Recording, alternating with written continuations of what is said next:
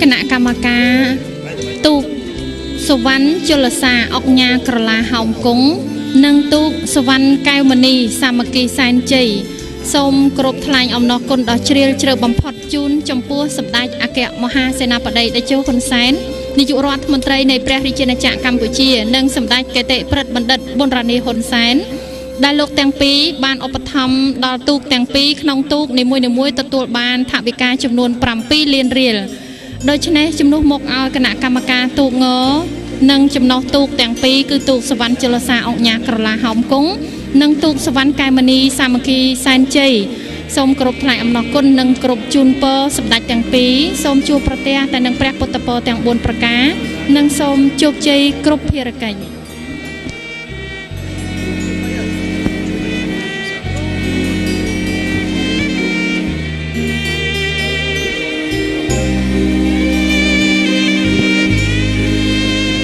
លោករដ្ឋសីទូតទេសកិច្ចជនជាទីគោរពនៅក្នុងថ្ងៃទី2នៃព្រឹត្តិពិធីបុណ្យអុំទូកការប្រកួតជើងទី1សម្រាប់ការប្រកួតនៅថ្ងៃនេះបានបញ្ចប់ទៅហើយនៅសល់តែរយៈពេល1ថ្ងៃទៀតតែប៉ុណ្ណោះព្រឹត្តិពិធីបុណ្យអុំទូកសំពះប្រខាអមុកនៅលើប្រទីបនឹងត្រូវបានបញ្ចប់ទោះបីជាយ៉ាងណាក៏ដោយរដ្ឋាភិបាលកម្ពុជាក៏ជាស្ថាប័នជំនាញទាំងអស់គឺបានខិតខំប្រឹងប្រែងយកអស់កម្លាំងកាយចិត្តដើម្បីបម្រើនៅតាក់ទងទៅនឹងកម្មវិធីដ៏ពិសេសនេះជាពិសេសនោះគឺក្រសួងព័ត៌មានលោកមានតួនាទីដ៏សំខាន់ក្នុងការផ្ដល់មានន័យថាគ្រប់បណ្ដាស្ថានីយទូរទស្សន៍ក៏ដូចជាប្រព័ន្ធផ្សព្វផ្សាយទាំងអស់គឺជាស្នាដៃការរបស់ក្រសួងព័ត៌មានដើម្បីផ្ដិតយករូបភាពដ៏ត្រកាលនេះចែកជូនដល់បងប្អូនប្រជាពលរដ្ឋទូទាំងព្រះរាជាណាចក្រកម្ពុជាជាពិសេសបងប្អូនដែលមិនមានឱកាសគ្រប់គ្រាន់ក្នុងការអញ្ជើញតាមដានទស្សនាផ្ទាល់នៅឯទីក្រុងភ្នំពេញមុខព្រះបរមរាជវាំងជាពិសេសនោះគឺចែកជូនព័ត៌មានចែកជូននៅភាពសុខចែកជូននៅការអភិវឌ្ឍចែកជូននៅភាពសប្បាយរីករាយរបស់បងប្អូនប្រជាពលរដ្ឋទូទាំងព្រះរាជាណាចក្រកម្ពុជានៅក្នុងប្រទេសកម្ពុជាជូនដល់ទូរទស្សនិកជនក៏ដូចជាសាច់ជាញាតិជាឈាមរបស់ខ្មែរដែលបានឃ្លាតចាកឆ្ងាយពីស្រុកកំណើតទៅរស់នៅឯក្រៅប្រទេសផងដែរនេះសូមបញ្ជាក់ឲ្យឃើញថារដ្ឋាភិបាលកម្ពុជាដែលដឹកនាំដោយសម្ដេចតេជោបានខិតខំប្រឹងប្រែងធ្វើអ្វីគ្រប់យ៉ាងដើម្បីបម្រើដើម្បីបំពេញសេចក្តីត្រូវការរបស់បងប្អូនប្រជាពលរដ្ឋលោករដ្ឋសីទូរទស្សនិកជនជាទីគោរពសម្រាប់វត្តមានរបស់កីឡាកររបស់កីឡាការិនីនៅតាមបណ្ដាខេត្តទាំងអស់ដែលបានចូលរួមប្រកួតនៅក្នុងកម្មវិធីដ៏ពិសេសនៃព្រឹត្តិពិធីបុណ្យអុំទូកនៅក្នុងឆ្នាំនេះគឺទទួលបានព្រះអំណោយរបស់ព្រះករុណាព្រះមហាក្សត្រនៃព្រះរាជាណាចក្រកម្ពុជានិងសម្ដេចព្រះមហាក្សត្រីហើយក៏ទទួលបាននៅអំណោយរបស់សម្ដេចអគ្គមហាធិបតីពុទ្ធសាសនាជាស៊ីមសម្ដេចអគ្គមហាពញាចក្រីហេងសំរិនប្រធានរដ្ឋសភានៃព្រះរាជាណាចក្រកម្ពុជានិងលោកជំទាវនៅក្នុងនោះផងដែរក៏ទទួលបាននៅអំណោយដ៏ថ្លៃថ្លារបស់សម្ដេចអគ្គមហាសេនាបតីតេជោហ៊ុនសែននាយករដ្ឋមន្ត្រីនៃព្រះរាជាណាចក្រកម្ពុជាដែលជាការផ្ដល់នៅកម្លាំងចិត្តដែលជាការផ្ដល់នៅភាពកក់ក្ដៅដល់កីឡាករកីឡាការិនីដែលបានចូលរួមប្រកួតរៀងរាល់ឆ្នាំផងដែរហើយជាពិសេសទៅទៀតនោះគឺសាលារាជធានីភ្នំពេញបានខិតខំប្រឹងប្រែងធ្វើយ៉ាងដូចម្តេចដើម្បីធ្វើឲ្យសុខភាពទាំងពេលថ្ងៃទាំងពេលរាត្រីគឺទទួលបាននូវសុខភាពសម្រាប់បងប្អូនប្រជាពលរដ្ឋដែលអញ្ជើញមកតាមដានទស្សនានៅឯទីក្រុងភ្នំពេញផ្ទាល់តែម្ដងនៅក្នុងពេលនេះផងដែរយើងខ្ញុំក៏សូមអនុញ្ញាតជម្រាបជូនផងដែរចំពោះអំណោយដ៏ឧត្តមដំរបស់សម្ដេចគតិប្រិទ្ធបណ្ឌិតប៊ុនរ៉ានីហ៊ុនសែនជូនចំពោះក្រុមការងារដែលចូលរួមបម្រើសម្រាប់កម្មវិធីដ៏ពិសេសនេះគឺក្រុមទូស្គរ4នាក់ក្នុងម្នាក់គឺទទួលបានថវិកា2សែនរៀលសរុបថវិកាទាំងអស់គឺ8សែនរៀលពីក្រុមភ្លេងមហោរី17នាក់ម្នាក់ទទួលបានថវិកា1សែនរៀលសរុបថវិកាគឺ1លាន7សែនរៀលក្រុមភ្លេងពិណពាទ្យគឺចំនួន15នាក់ក្នុងម្នាក់គឺទទួលបានថវិកាចំនួន1សែនរៀលសរុបថវិកា1លាន5សែនរៀលក្រុមបាញ់កាំជ្រួចសរុបថវិកាគឺចំនួន5លានរៀលក្រុមផ្សាយបន្តផ្ទាល់និងបច្ចេកទេសរបស់ទូរទស្សន៍កម្ពុជាគឺចំនួន5លានរៀលក្រុមផ្សាយបន្តផ្ទាល់និងបច្ចេកទេសរបស់វិទ្យុជាតិកម្ពុជាគឺចំនួន5លានរៀលក្រុមអត្ថាធិប្បាយផ្ទាល់និងបច្ចេកទេសអំពីការប្រណាំងទូកចំនួន5លានរៀល ក្រុមបម្រើការរបស់គណៈកម្មការរៀបចំបុណ្យជាតិអន្តរជាតិគឺចំនួន7លានរៀលសរុបថវិកាទាំងអស់គឺ31លានរៀលសូមអញ្ជើញតំណាងក្រុមទូតនីមួយៗមកទទួលយកថវិកាពីខុទ្ទកាល័យសម្រាប់នាយករដ្ឋមន្ត្រីដែលប្រចាំការនៅទីកន្លែងផ្សាយបន្តផ្ទាល់របស់ទូរទស្សន៍ជាតិកម្ពុជាយើងខ្ញុំក៏សូមអនុញ្ញាតជំរាបជូនផងថាអំណោយឧបត្ថម្ភរបស់សម្ដេចតេជោនិងសម្ដេចគតិប្របណ្ឌិតជូនទូកងទាំងអស់ដែលបានមកចូលរួមប្រកួតនៅក្នុងឱកាសនៃពិធីបុណ្យអុំទូកបណ្ឌប្រទីបសំពើប្រខែនិងអមុកចំនួន248ទូកនីមួយៗគឺទទួលបានថវិកាចំនួន2សែនរៀលសរុបថវិកាទាំងអស់គឺចំនួន49លាន6សែនរៀលសរុបថវិកាទាំងអស់តែម្ដងគឺមានចំនួន80លាន6សែនរៀលសូមអញ្ជើញតំណាងក្រុមទូតនីមួយៗមកទទួលយកថវិកាពីខុទ្ទកាល័យសម្ដេចតេជោនាយករដ្ឋមន្ត្រីដែលប្រចាំការនៅគណៈកម្មការរៀបចំបុណ្យជាតិនិងអន្តរជាតិផងដែរលោករដ្ឋទូតទេសនិកជនជាទីគោរពនៅក្នុងពេលនេះផងដែរយើងក៏ទទួលបាននៅបាទនាមបាទ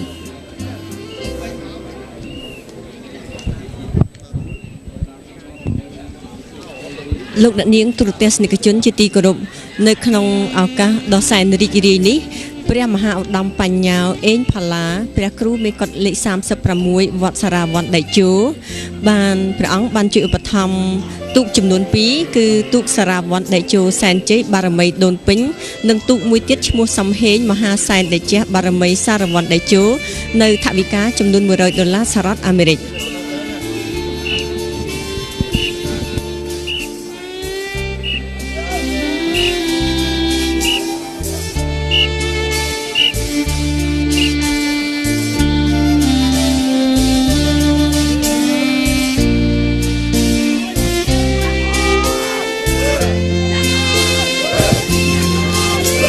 លោកស្រីអ្នកនាងកញ្ញាទូរទស្សនិកជនជាទីគោរពថ្ងៃនេះគឺជាថ្ងៃទី2នៃពិធីបុណ្យអុំទូកគឺជាថ្ងៃពេញបរមី15កើតខែកដិកតាមប្រពៃណីថ្ងៃនេះជាថ្ងៃសំពះព្រះខែអកអំបុកបើនិយាយអំពីអំបុកយើងគិតនឹកទៅដល់ស្រូវថ្មីរដូវនេះជារដូវរំហើយដែលកសិករយើងកំពុងតែរីករាយច្រូតកាត់ប្រមូលផលស្រូវវស្សាព្រះរាជាណាចក្រកម្ពុជាជាប្រទេសមួយដែលសេដ្ឋកិច្ចអាស្រ័យទៅនឹងការធ្វើកសិកម្មដូច្នេះស្រូវជាដំណាំសំខាន់បំផុតសម្រាប់ប្រជាកសិករយើងហើយដូច្នេះហើយបានជារាជរដ្ឋាភិបាលយើង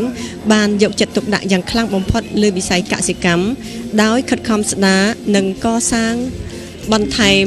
នៅប្រព័ន្ធប្រឡាយដើម្បីចែកចាយទឹកដល់ស្រែកសិកររបស់យើង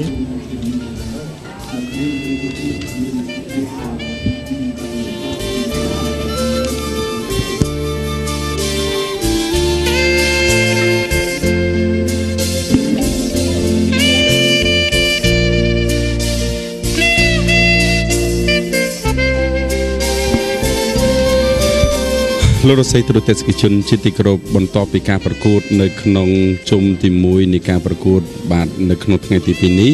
នៅក្នុងកម្មវិធីពិសេសរបស់ទូរទស្សន៍កម្ពុជាសូមថ្លែងអំណរគុណគ្រប់បណ្ដាស្ថានីយទូរទស្សន៍ទាំងអស់ដែលធ្វើការផ្សាយបន្តផ្ទាល់ពីទូរទស្សន៍កម្ពុជាដើម្បីចែកជូនដល់ទូរទស្សនិកជនទាំងក្នុងនិងក្រៅប្រទេសជាបន្តសូមអនុញ្ញាតទស្សនាបន្តនៅជើងទី2ជាបន្តទៀតសូមគោរពអញ្ជើញតាមដានទស្សនាក្នុងកម្មវិធីដ៏ពិសេសនេះជាថ្ងៃរបស់កម្ពុជាទូរទស្សនិកជនជាទីគោរពនៅក្នុងឱកាសនេះដែរគណៈកម្មការទូកងព្រឹទ្ធាចារ្យមហាតេជោសែនជ័យស្ថិតនៅវត្តទស្សតារាមស្ថិតឃុំពីមកស្នាស្រុកស្ទឹងត្រង់ខេត្តកំពង់ចាមសូមថ្លែងអំណរគុណឯកឧត្តមសៀងពន្លៀងអនុរដ្ឋលេខាធិការក្រសួងមហាផ្ទៃនិងលោកជាទីហ៊ុនហ៊ុនជឿនទីប្រឹក្សាអង្គក្រសួងការបរទេសនិងសហប្រតិបត្តិការអន្តរជាតិដែលបានឧបត្ថម្ភឲ្យចំណុះទូកទាំង120នាក់នៅថវិកាបន្ថែមចំនួន40000រៀលសម្រាប់ម្នាក់ដែលថវិកាសរុបទាំងអស់ចំនួន4លាន8សែនរៀលទឹកសុទ្ធ200ឡូបន្ថែមទៀតព្រមទាំងផ្ដល់ថវិកាចំនួន$2500អាមេ រិចសម្រាប់សាងសង់រោងថែរក្សាទុកងនៅក្នុងវត្តនៅក្នុងនោះដែរឯកឧត្តមសៀមប៊ុនលៀងនិងលោកជំទាវហ៊ុនប៊ុនខឿនក៏បានសន្យាផ្ដល់ប្រាក់បន្ថែមជារង្វាន់លើកទឹកចិត្ត$1000ទៀតក្នុងករណីដែលទូកព្រឹទ្ធាចារ្យមហាតេជោសែនជ័យទទួលបានជ័យជំនះនៅថ្ងៃប្រណាំងផ្ដាច់ព្រាត់បាទសារវ័នតេជោសែនជ័យបារមីដូនពេញហ្នឹងគឺមានតែមួយគត់គឺមកតែម្នាក់ឯងទេទូបាទខ្នាតអន្តរជាតិទៅទៀតបាទក្រៅពីនោះគឺទូកខ្នាតអន្តរជាតិដែលយើងខ្ញុំតែងតែនិយាយថាជាទូកកាចាបាទគឺទូកដែលសម្រាប់បម្រើការងារនៅក្នុងវត្តអារាមនៅពេលដែលទឹកឡើងសម្រាប់ប្រសង់មុនបិណ្ឌបាតនៅខែទឹកពិបាកក្រៅពីនោះគឺប្រជាជនមានទូកបឹងទូកទលេជាដើមឥឡូវនេះគឺទូកអ៊ំនារីខ្នាតអន្តរជាតិរាជធានីភ្នំពេញសារវ័នតេជោនេះយើងមិនបាននិយាយទេគឺថាមកតែម្នាក់ឯងហើយអាចទៅទទួលជ័យជំនះហើយក៏ប៉ុន្តែនៅក្នុងគូទី2ខ្នាតអន្តរជាតិនេះយើងឃើញថាបើតាមក្នុងឯកសារគឺត្រូវបដូរខ្សែទឹកបាទពីដើមហៅថាខ្សែទឹកខាងក្នុងហ្នឹងគឺនៅទីខាងលិចគេហៅថាខ្សែទឹកខាងក្នុងឯខ្សែទឹកខាងក្រៅហ្នឹងគឺនៅខាងកើតបាទហើយនៅចំកដាលហ្នឹងគឺមានកងពាន់ពីដើមគេដាក់កណូតធំម៉ារីនមួយធំហើយម៉ារីនហ្នឹងមានឈ្មោះជាបារាំងទៅទៀតមានឈ្មោះថាអក្សរ P ហើយថា P បាទ111ហើយចាស់គាត់មិនដឹងហៅយ៉ាងម៉េចឲ្យច្បាស់គាត់ហៅអាទើងមើងបាទហើយកប៉ាល់ហ្នឹងមាន2ជួនកាលដូរអាពេលសងអងជួនកាលម៉ូតទ្រាសងឌូ312ហ្នឹងហើយចាស់សុកចកាគាត់មិនប្របាក់ហៅពេកគាត់ថាអូលាមើលសំដៅអាទើងមើងទៅទើងមើងគឺកងពាន់ហ្នឹងហើយបាទហើយពាក្យកងពាន់ហ្នឹងគឺ100ពាន់បាទមិនមែនពាន់ធាក់ទេ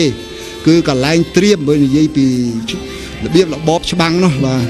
ប៉ុន្តែយើងកុំឲ្យយូរគឺថាឥឡូវនេះនារីមកដល់ម្នាក់ឯងគឺមិនបាច់បញ្ជាក់ទេគឺថាឈ្នះឥឡូវមើលកងទូកទី2គូទី2ហ្នឹងគឺខ្សែទឹកខាងក្នុងបាទមនោខ្សែទឹកខាងក្រៅបាទមនោរមសែនជ័យបារមីមណ្ឌលគិរីបាទខ្សែទឹកខាងក្នុងបាទ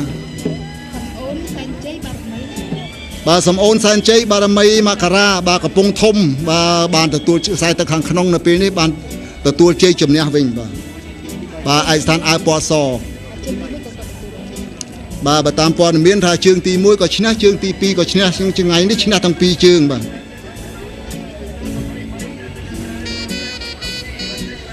សូមបញ្ជាក់ម្ដងទៀតទូកដែលមិនទាន់ចេញសូមអំពាវនាវសូមមេត្តាបដូរផ្លាកលេខថ្មីដែលគណៈកម្មការបានដាក់ជូននឹងសូមមេត្តាបដូរព្រោះផ្លាកចាស់ហ្នឹងមើលមិនឃើញទេកាលណាបើទៅប៉ះទៅទឹកបន្តិចតួចទៅគឺមិននឹងយកអីកំណត់ទេដូច្នេះលទ្ធផលมันអាចផ្សាយបានទេបាទហើយបើបងប្អូនណាជឿនេះមិនព្រមដាក់ទៀតនៅតែរឹងរូសនឹងលទ្ធផលគណៈកម្មការអត់ធ្វើអីទេគ្រាន់ថាមិនប្រកាសលទ្ធផលជូនតែប៉ុណ្ណឹងបាទអញ្ចឹងអ្នកដែលចាំមើលលទ្ធផលច្បាស់ជាអត់បានដឹងហើយបាទអញ្ចឹងសង្ឃឹមថាបងប្អូននឹងដឹងរឿងអានឹងនឹងគោរពតាមហើយបាទឥឡូវនឹកខ្សែទឹកខាងក្នុងខ្ទរសែនជ័យរាជធានីភ្នំពេញអាវពណ៌បៃតងបាទពាក់លេខ009ប្រហែលជាត្រូវហើយតាមមើលនៅរាជធានីភ្នំពេញបាទជ្រួយចង្វាយើងនេះតើបាទកំពុងតែយកឈ្នះយ៉ាងខ្លាំងលើរាជធានីភ្នំពេញលើខេត្តព្រៃវែងដែលមានឈ្មោះថាសវណ្ណសែនជ័យរស្មីកម្ពុជាបាទលើគូនេះបានមកដល់ទីហើយបានទទួលជ័យជំនះហើយបាទគឺខ្ទរ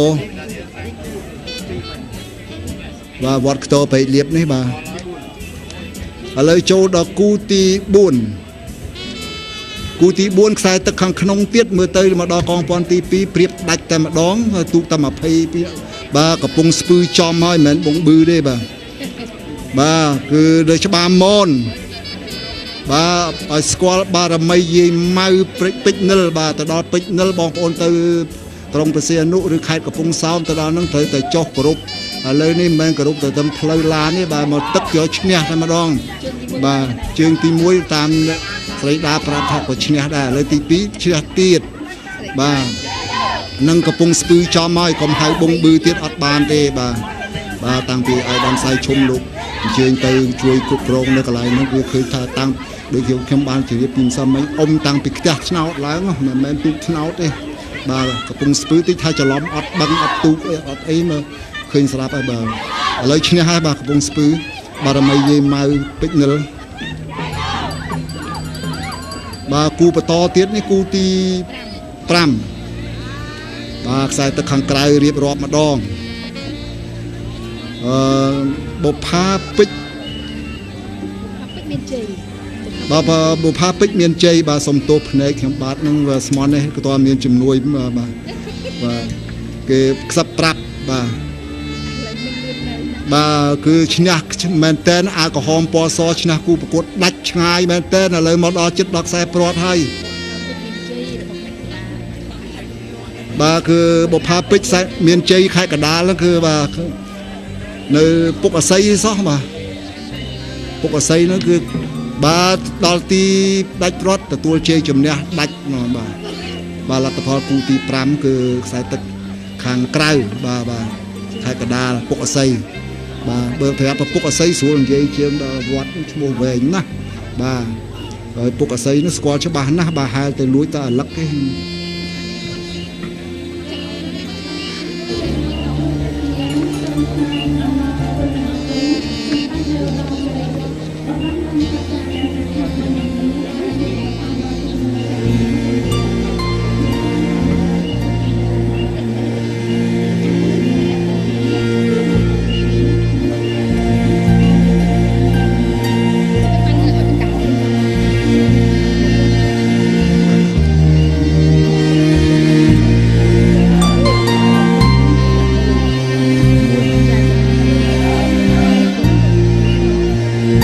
នៅពេលនេះគូទី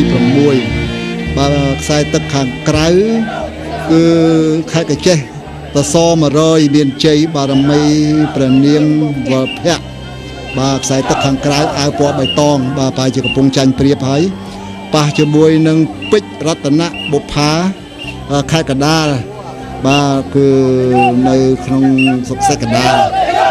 ពុកអស័យដែរបាទខ្សែទឹកខាងក្នុងអាវពណ៌ក្រហមមុខពណ៌ក្រហមបាទពុកអស័យនៅខាងក្រៅឈ្នះឥឡូវមកនៅខាងក្នុងឈ្នះទៀតបាទកម្មាថាឈ្នះពុំមិនទាន់ដល់ទីផ្ដាច់ព្រាត់ទេបាទប៉ុន្តែមើលទៅមានព្រៀបគូទី6នេះបាទមកដល់ទីហើយពុកអស័យខាងក្នុងបាទស្រួលស្ដាប់បាទរតនៈពិបាកហៅពេកអញ្ចឹងបាទគឺខ្សែទឹកខាងក្នុងពុកអស័យបាទទូកអន្តរជាតិបាទគូទី7វិញយើងឃើញថាអាយ៉ាខ្សែទឹកខាងក្រៅមានព្រៀបបន្តិចវាគឺខ្សែទឹកខាងក្រៅគឺកំពង់ឆ្នាំងបាទគឺកោះហូបាទគាត់គិតកោះនឹងមកកោះនឹងហូទាំងអស់បាទឥឡូវនឹងមកហូទូកឈ្នះហ្នឹងទៀតបាទស្ងាត់ឲ្យជ្រាបអាវពណ៌សខ្មុកពណ៌ក្រហមខ្សែទឹកខាងក្រៅបាទកំពង់ឆ្នាំងបាទហើយដំអភិបាលខេត្តថ្មីបាទលោកអញ្ជើញទៅនឹងគឺឃើញថាมันបានទាំងអស់មែនប៉ុន្តែឃើញលយដល់ទីឈ្នះទៀតកំពង់ឆ្នាំងទៀតតែម្ដងបាទតាមព័ត៌មានគឺគាត់ឈ្នះ2ដងនៅកំពង់តឡាចបាទកំពង់ឆ្នាំងទៅណាក៏ទឹកដែរមិនបាច់ទេងល់ថ្ងៃហាត់អ៊ំស៊ូត្រីក៏ហាត់ដែរទូកប៉ុណ្ណឹងទូកបឹងទូកទលេចំតួបាទឥឡូវឈានដល់គូទី8បាទខ្សាច់កណ្ដាលពុកអស័យទៀតពុកអស័យសម្បូរទូកអិនតលីបូពុកបើពុកអស័យស្រួលហៅណាស់ដល់អិនតលីបូវែងតិចបាទអិនតលីសែនជ័យអីស័យសែនជ័យបាទដល់ឈ្មោះទូកទៅវិញអីស័យទៅវិញអិនតលីបូវត្តទៅវិញបើនិយាយសាមញ្ញវិញពុកអស័យទៅវិញសុកសាច់កណ្ដាលបាទប៉ះជាមួយខ្សែទឹកខាងក្រៅកំពង់ឆ្នាំងអាយ៉ាកំពង់តឡាចខ្សែទឹកខាងក្រៅក្រហមមួយទល់ក្រហមមើលលេងពុកអស័យឲ្យបាសដៃបាសជើងម្ដងខាងកំពង់ឆ្នាំងបាទសពេជ្រភិរិនសែនជ័យពាក់លេខ041អាវពណ៌ក្រហមប្រហែលជាមួកក្រហមដែរមើលទៅឃើញក្រហមទាំងអស់ក្រហមដូចគ្នាបើទូកលឿងចំសដូចខុសគ្នាបន្តិចតួចចាំមើលអាយ៉ា2ហ្នឹងយ៉ាងម៉េចពុកអស័យកំពង់ឆ្នាំងបាទបញ្ជាក់ទឹកខ្សែទឹកខាងក្នុងគឺកំពង់ឆ្នាំងចិត្តអាយ៉ាបើភ្នែកខ្ញុំបាទអត់ទេស្មើគ្នាតលបាទអត់អាណាឈ្នះអាណាតែសកត់មកចវាក៏អត់ដែរប៉ុន្តែសារវាកងពាន់នេះកន្លែងដាច់ព្រាត់នេះទូកនេះវាអាស័ត បាទទូកអាស័តមើលទៅរៀងជ្រីបន្តិចតែភ្នែកខ្ញុំក្រៅផ្លូវការនេះមើលទៅឃើញស្មើតិលហ្មងបាទស្អីពុកអាស័យនឹងកំពុងឆ្នាំងធ្វើអត់បែកទៀតណាបាទ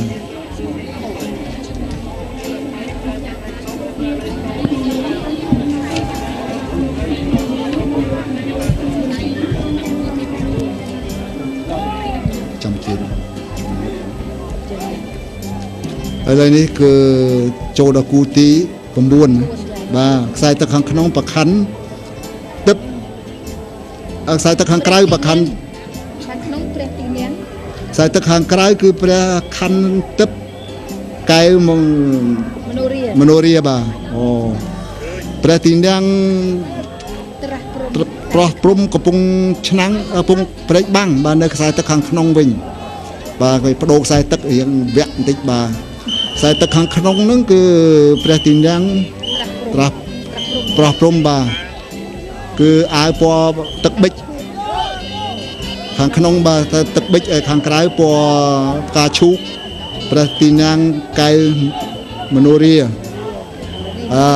គូពីរនេះប្រហែលដូចមុនទៀតហើយពុកអស័យកំពុងឆ្នាំងទៀតហើយបាទមកដល់ទីបាទស្មើគ្នាប៉ុន្តែខ្ញុំជាអ្នកអធិប្បាយទេណាកុំយកជាផ្លូវការប៉ុន្តែមើលឃើញអញ្ចឹងប៉ុន្តែគណៈកម្មការពិតប្រកបរបស់គេ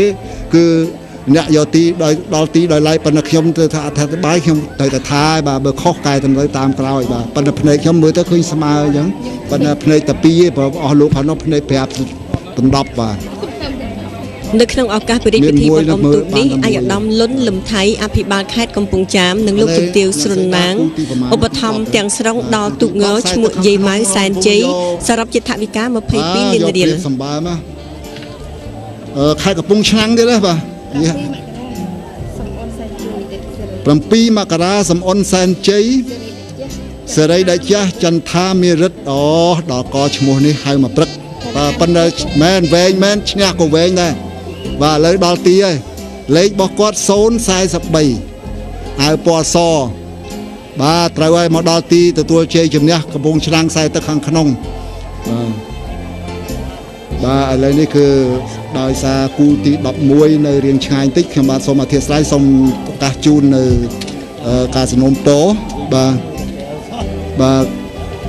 ទូកងព្រឹទ្ធាចារ្យមហាតេជោសែនជ័យបាទនៅក្នុងវត្តតុសិតារាមនៅឃុំពីមប្រកសនាស្រុកសឹងតង់ខេត្តកំពង់ចាមបានឧបត្ថម្ភដោយឯកឧត្តមសៀងប៊ុនលៀងបាទអនុរដ្ឋលេខាធិការក្រសួងមហាផ្ទៃនិងជាទីប្រឹក្សាផ្ទាល់របស់សម្ដេចមហាអគ្គមហាសេនាបតីតេជោហ៊ុនសែននាយករដ្ឋមន្ត្រីនៃប្រជាជាតិកម្ពុជានិងលោកជំទាវហ៊ុនប៊ុនហឿនទីប្រឹក្សាក្រសួងការបរទេសនិងសហប្រតិបត្តិការអន្តរជាតិនិងពីអ្នកអង្គញាមហាភក្តីភោគាធិបតីហ៊ុននាងបាទនៅថវិកាចំនួន10លានរៀលនិងគ្រឿងឧបភោគបរិភោគមានខោអាវ160កំភ្លេអង្គរ500គីឡូក្រាមមី2កេសធំនិងទឹកសុទ្ធ200ឡូទឹកក្រូច10កេសនិងថ្នាំពេទ្យមួយចំនួនសូមអធិស្ឋានទូកគូទី11បាទខ្សែទឹកខាងក្រៅគឺទូកពណ៌ក្រហមគឺទូករបស់កងរាជអាវុធហត្ថបាទប្រខ័ណ្ឌរាជសែនជ័យបាទលឿនណាស់បាទឈ្នះដាច់តែម្ដងបាទប៉ះជាមួយខេត្តកំពង់ឆ្នាំងហ្នឹងគឺបារមីរដ្ឋសែនមានជ័យបាទរដ្ឋសែនមានជ័យគឺតាមអត់តាន់មកប្រខ័ណ្ឌរាជសែនជ័យរបស់កងរាជអាវុធហត្ថបាទលាក់មុខទៀតមិនដឹងជារាជអាវុធហត្ថភ្នំពេញឬខេត្តបាទពួកច្រើនប៉ុន្តែនេះដាក់តែអហទៅទេប៉ុន្តែបើគេនិយាយពីឯកឧត្តមនាយឧត្តមស្នេហ៍សៅសុខាគឺគេស្គាល់តែម្ដងបាទព្រោះទាំងអស់សកូនចៅរបស់ឯកឧត្តមស្រាប់ហើយបាទទូកណាចាញ់ក៏របស់កូនចៅឯកឧត្តមដែរឥឡូវគូទី12ខ្សែទឹកខាងក្រៅមានព្រៀបបាទទូក7មករាមហានាគរិអាវពណ៌ក្រហមមួកពណ៌លឿងនឹងបានមកដល់ទីព្រាត់មុនគេបាទនៅរាជធានីភ្នំពេញបាទនៅខណ្ឌតកោព្រៃសរយើងនេះបាទឈ្នះយុវជនបារាយសែនជ័យបាទនៅខេត្តព្រៃវែងបាទស្រុកពីមរបាទក្រហមដូចគ្នាប៉ុន្តែ ព្រៃវែង នៅក្នុងឱកាសដ៏សែនរីករាយនៃព្រះពិធីបុណ្យអុំទូកបណ្ដែតប្រទីបនិងសំពះព្រះខែអកអំបុកអភិបាលនៃគណៈអភិបាលខណ្ឌទាំង11សូមថ្លែងអំណរគុណយ៉ាងជ្រាលជ្រៅអាយដាមប៉ាសុជាតិវង្សអភិបាលនៃគណៈអភិបាលរាជធានីភ្នំពេញនិងលោកជំទាវអ៊ួនសវណ្ណរិនដែលបានឧបត្ថម្ភទូករាជធានីភ្នំពេញចំនួន36ទូកក្នុងមួយទូកទឹកប្រាក់ចំនួន3លានរៀលទឹកបរិសុទ្ធ10កេសនិងអង្ករ1បាវរាជធានីភ្នំពេញបាទប៉ុន្តែកំពុងយកឈ្នះលើកំពុងធំបាទខ្លែងមានជ័យបាទនិយាយរួមគឺ Balance Express បានមកដល់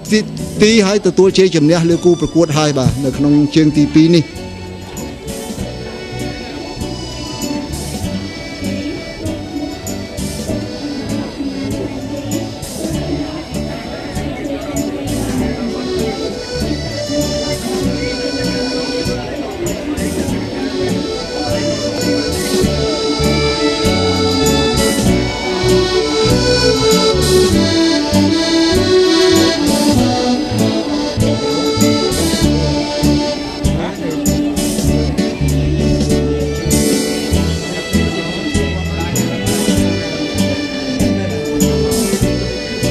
បាទនៅក្នុងពេលនេះគឺឈានដល់គូទី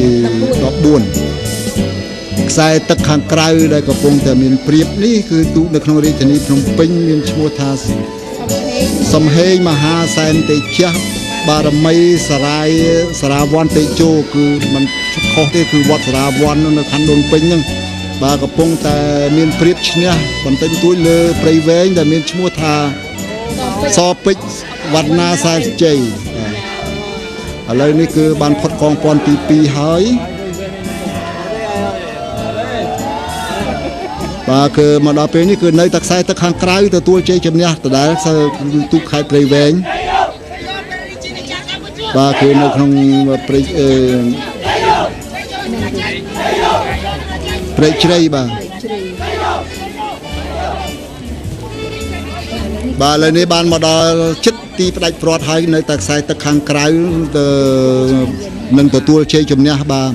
ឥឡូវមកដល់ទីគូទី14នេះគឺខ្សែទឹកខាងក្រៅជាអ្នកទទួលជ័យជំនះគឺសពេជ្រវណ្ណាសែនជ័យខេត្តព្រៃវែងជាអ្នកទទួលជ័យជំនះ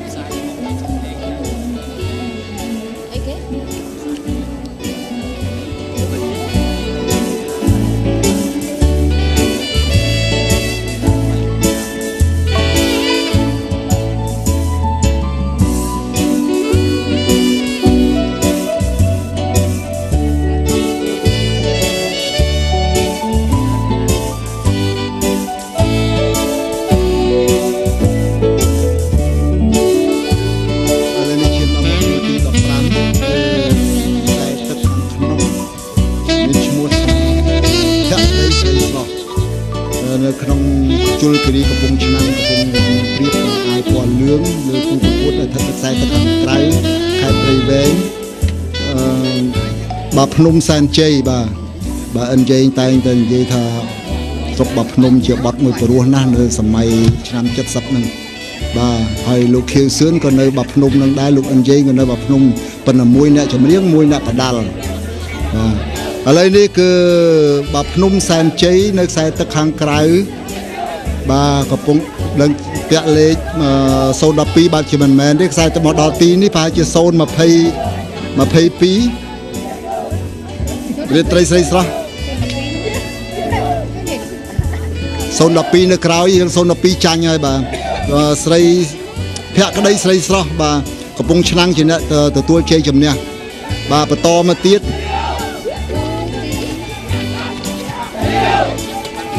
គូទី16គឺ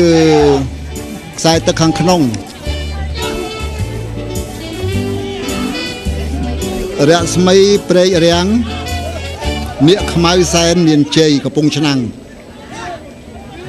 បាទឯកស្ថានអាវពណ៌សពាក់លេខ024 បាទពេលនេះបានមកដល់ទីហើយទទួលជ័យជំនះលើគូប្រកួតដែលស្ថិតនៅក្នុងរាជធានីភ្នំពេញបាទនេះជាលទ្ធផលនៅក្នុងគូទី16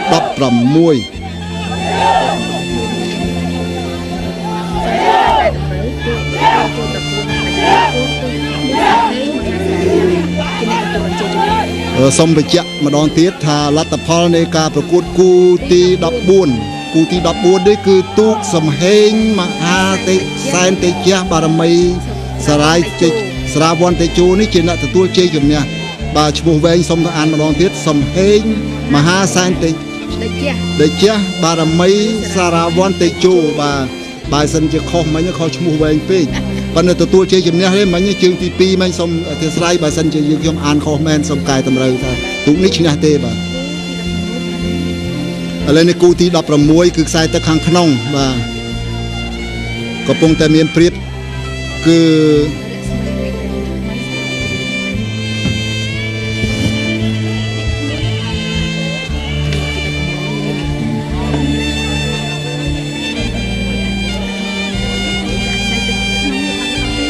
បាទដល់ទីបញ្ចប់ហើយខ្សែទឹកខាងក្នុងរស្មីព្រែករាំងនាគខ្មៅសែនមានជ័យខេត្តកំពង់ឆ្នាំងបាទបានមកដល់ទីដោយទទួលជ័យជំនះលើគូប្រកួតបាទនៅពេលនេះយើងខ្ញុំសូមឆ្លៀតឱកាសដើម្បីនឹងជម្រាបជូនជាបន្តទៅទៀតនៅទូកគូទី58បាទទូកងទួលរកាដីលើតេជោសែនជ័យវត្តវិលុលវ័នហៅវត្តទួលរកានៅក្នុងឃុំពីមកោះស្នាស្រុកសឹងត្រង់ខេត្តកំពង់ចាមឧបត្ថម្ភដោយអាយដាមសៀងប៊ុនលៀងជាអនុរដ្ឋលេខាធិការក្រសួងមហាផ្ទៃនិងជាទីប្រឹក្សាផ្ទាល់របស់សម្ដេចអគ្គមហាសេនាបតីតេជោហ៊ុនសែននាយករដ្ឋមន្ត្រីនៃប្រជាណាចក្រកម្ពុជានិងលោកជំទាវហ៊ុនប៊ុនធឿនទីប្រឹក្សាអង្គក្រសួងការបរទេសនិងសហប្រតិបត្តិការអន្តរជាតិបន្តពីអ្នកអង្គការមហាភក្តីសប្បុរសសប្បុរសកោភោគាធិបតីហ៊ុននាងនៅថវិកាចំនួន10លានរៀលនិងគ្រឿងឧបភោគបរិភោគមានខោអាវ160កុំភ្លេអង្ករ500គីឡូក្រាមមី2កេសធំទឹកសុទ្ធ200គីឡូទឹកក្រូច10កេសនិងថ្នាំពេទ្យមួយចំនួនឥឡូវនេះឈានដល់គូទី17បានមកដល់កងពាន់ទី2ហើយបាទឥឡូវនេះឃើញថាខ្សែទឹកខាងក្រៅបាទអាយស្ថានអាវពណ៌សត្រូវទេបាទសីហាខេមរៈមានជ័យបាទពូរៀងនៅផែនព្រៃវែងអាយស្ថានអាវពណ៌សកំពុងតែមានព្រៀបលើរស្មីព្រែករាំងព្រះគង្គាសែនមានរិទ្ធកំពង់ឆ្នាំងបាទនៅស្រុកអលាផ្អៀខាងខ្សែទឹកខាងក្នុងបាទខេត្តកំពង់ឆ្នាំងបាទកំពុងចាញ់ព្រៀបព្រៃវែងដែលនៅស្រុកពូរៀងបាទព្រែកជ្រៃដែរគឺសេមាខេមរៈមានជ័យហើយស្ថានអាវពណ៌សលេខ020បាទភ្នែកខ្ញុំមើលមិនច្បាស់ទេព្រោះចាំងថ្ងៃផងទឹកផងបាទប៉ុន្តែខ្សែទឹកខាងក្រៅបាទទទួលជ័យជំនះហើយបើខ្សែទឹកខាងក្រៅគឺរស្មីព្រៃរាំងព្រះគង្គាសែនមានរិទ្ធបាទឥឡូវនេះចូលមកដល់គូទី18សុំទោសមិនគូទី18សុំទោសមិនមិញតាមព័ត៌មានខ្ញុំអានខុសគឺគូទី18បាទបើអញ្ចឹងខ្សែទឹកខាងក្រៅទេពធីតាវ៉ាសឿនសែនមានជ័យបាទទេពធីតាវ៉ាសឿនសែនមានជ័យទេគូទី18គូទី18នេះអានមកដល់មិញហ្នឹងខុសអានោះគឺថាទឹកក្នុង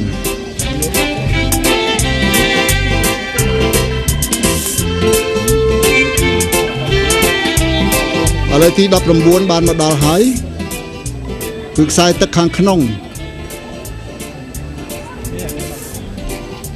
បាទខ្សែទឹកខាងក្នុងបានមកដល់ទីដោយទទួលជ័យជំនះលើគូប្រកួតទូកនេះឈ្មោះចៅច័ន្ទសម្រិទ្ធមហិទ្ធិមានជ័យបាទខេត្តកញ្ចេះបានទទួលជ័យជំនះ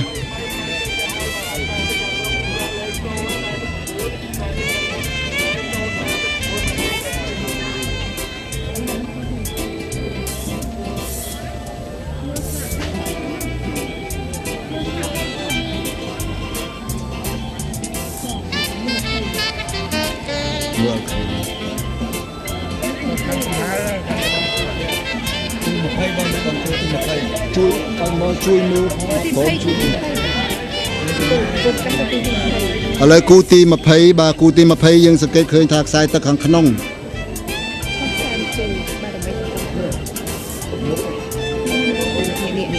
បាទហោះសែនជ័យបារមីកំពុងកអាវពណ៌លឿងមួកពណ៌សបានមកដល់ទីផ្ដាច់ព្រាត់ដែលទទួលជ័យជំនះលើគូប្រកួតគឺទូកនេះស្ថិតនៅក្នុងខេត្តកញ្ចេះពាក់លេខ042បាទខ្សែទឹកខាងក្នុងគឺជាស្ដាមហាសែនជ័យ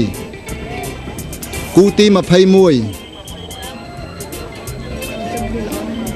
បាទកំពុងតែទឹមគ្នាទេបាទធ្នូសរាជសីទូកនេះខ្ញុំស្គាល់ទូករបស់ក្រសួងមហាផ្ទៃរបស់ឯកឧត្តមឧបសខេងហើយលោកហេងគាត់អ្នកកាន់ផ្ទាល់052កំពុងនៅអត់ស្រួលប្រហែលទេលោកហេងអើយបាទជាមួយនឹងហោះសែនមានជ័យបារមីតេជោបាទព្រះប្រសពកចេះបាទចំកចេះតែម្ដងបាទជួយមើលសុំជួយមើលក្បាលដូចទៅទឹមគ្នាយ៉ាងម៉េចបាទឬក៏មកម្នាក់ឯងអត់ឃើញម្នាក់ឯង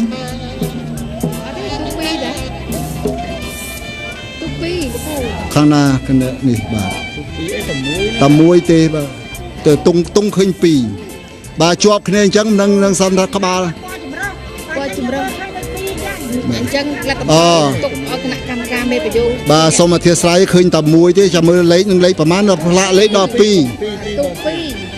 ទុក2ហើយគាត់លេងអញ្ចឹងហើយធ្វើក្រុមបន្ទោគណៈកម្មការបាទគាត់មកអបគ្នា2ហើយលេខជាប់គ្នាទាំង2មើលអត់ឃើញទៀតបាទគណៈកម្មការសូមមេត្តាពិនិត្យទៅលេងទូកអញ្ចឹងតើគាត់ចូលរួមប៉ុនឬក៏យ៉ាងណាបាទ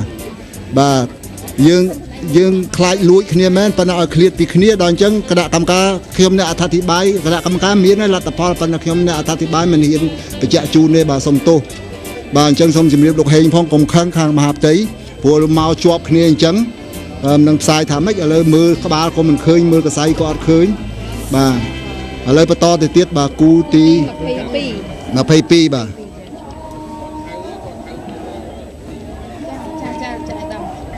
គូទី22ត្រឹមត្រូវចាគូទី22មកនឹង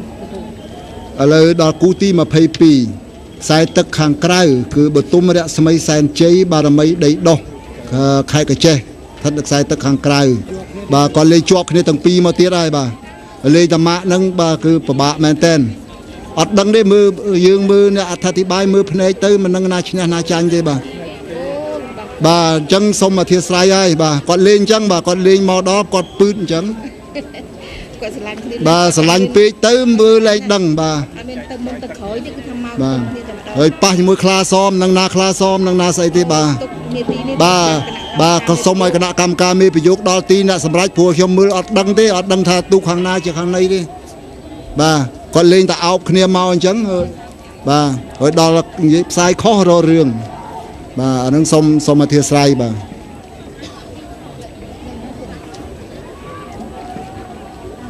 មកដល់2គូនដូចយ៉ាប់បងខាងទូកខាងអន្តរជាតិខ្នាតអន្តរជាតិហ្នឹងបាទស្រឡាញ់គ្នាស្រឡាញ់យ៉ាងហ្នឹងលេងអោបគ្នាជាប់ទាំងផ្លាកលេខទាំងក្បាលបាទតែ2គូហ្នឹងគឺថាអត់មានលទ្ធផលទេបាទគូទី23បាទឥឡូវចូលដល់គូទី23ខ្សែទឹកខាងក្នុងសូមបញ្ជាក់ម្ដងទៀតគឺចតុគិរីនាគមនីជ័យសែនបាទនៅខេត្តកញ្ចេះបាទខ្សែទឹកខាងក្រៅដែលកំពុងឲ្យចាញ់ព្រៀបទូកកំពុងឆ្នាំងមួយឈ្មោះថាវត្តសំរិទ្ធមានជ័យបារមីវិហារអណ្ដែតបាទឥឡូវខ្សែទឹកខាងក្នុងបាទនេះបានច្បាស់គេឃ្លាតពីស្រឡាញ់រាប់អានគ្នាដែរប៉ុន្តែគេឃ្លាតពីគ្នាបាទប៉ុន្តែខាងកើតធ្លាក់លេខចុះទឹកឲ្យសុំលើប្រយ័ត្នជ្រូកបាត់បាទដល់ទីខ្សែទឹកខាងក្នុងជាអ្នកទទួលជ័យជំនះគឺចតុគិរីនាគមនីជ័យសែនបាទជាអ្នកទទួលខេត្តកញ្ចេះជាអ្នកទទួលជ័យជំនះបាទឥឡូវសល់2គូមួយគូទៀតហើយមួយគូក្រោយឈរជើងបាទខេត្តកំពង់ស្ពឺជាមួយខេត្តកញ្ចេះខ្សែទឹកខាងក្រៅគូទី24បារមីលោកតាគ្រីពេជ្រនិលបាទកំពង់ស្ពឺប៉ះជាមួយនៅបទុមឆពាន់សែនជ័យខេត្តកញ្ចេះសុភ័ក្រប្រសពបាទលើខ្សែទឹកខាងក្នុងពណ៌លឿងបាទខ្សែទឹកខាងក្នុងនោះគឺបទុមឆពណ៌សែនជ័យបាទខេត្តកញ្ចេះបាទឈ្នះដាច់តែម្ដងបាទ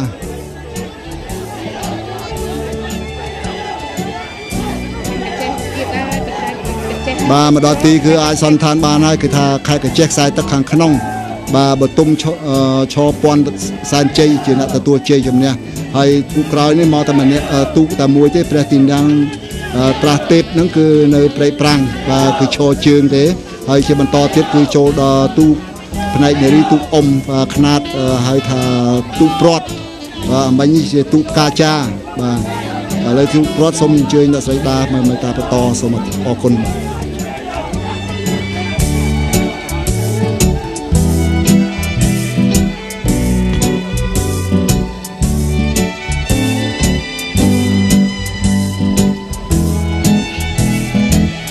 ចា៎នាងខ្ញុំសូមអរគុណលោកហែមថនដែលបានប្រកល់នីតិនេះមកឲ្យនាងខ្ញុំធ្វើការអត្ថាធិប្បាយជាបន្ត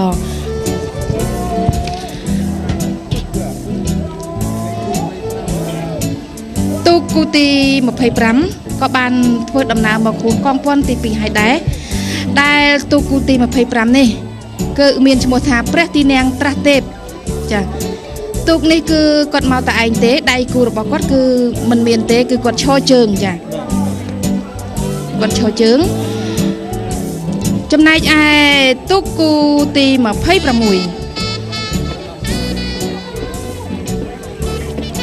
ទូកគូទី26ក៏កំពុងតែបោះពួយយ៉ាងលឿនលយមកហើយដែរគឺមកដល់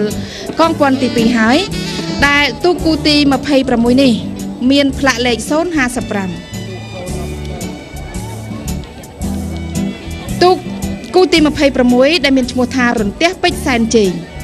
រន្ទះពេជ្រសែនជ័យគឺជាទូករបស់ខេត្តកំពង់ឆ្នាំងឥឡូវនេះគាត់អុំមកតែឯងទេគឺដៃគូប្រកួតរបស់គាត់គឺមិនមានទេបានន័យថាគាត់ឈរជើងចា៎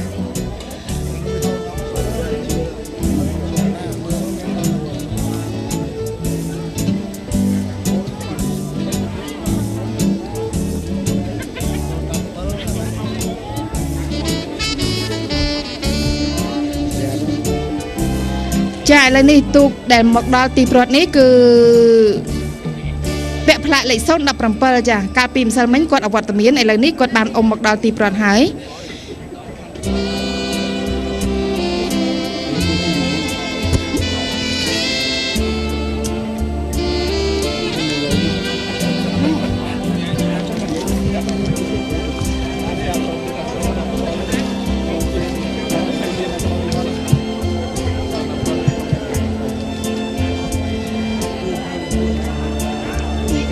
ចាប់តាមព័ត៌មានមកឲ្យដឹងថាទូកដែលកំពុងតែ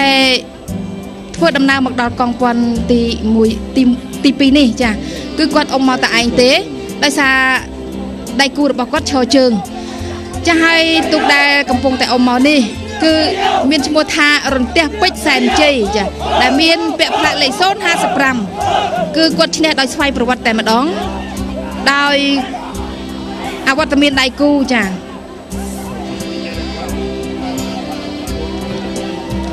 គណៈកម្មការរៀបចំការប្រណាំងទូកសូមសំណូមពរដោយទទូក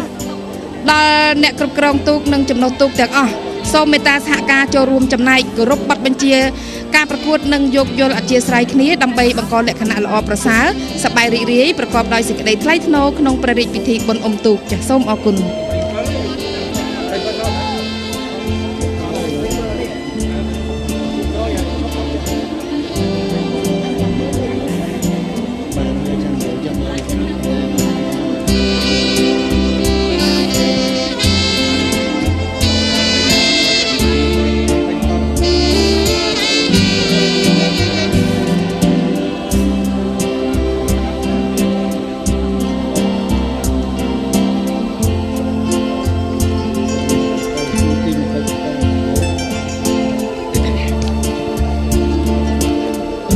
បងប្អូនប្រជាពលរដ្ឋទាំងអស់ជាទីគោរព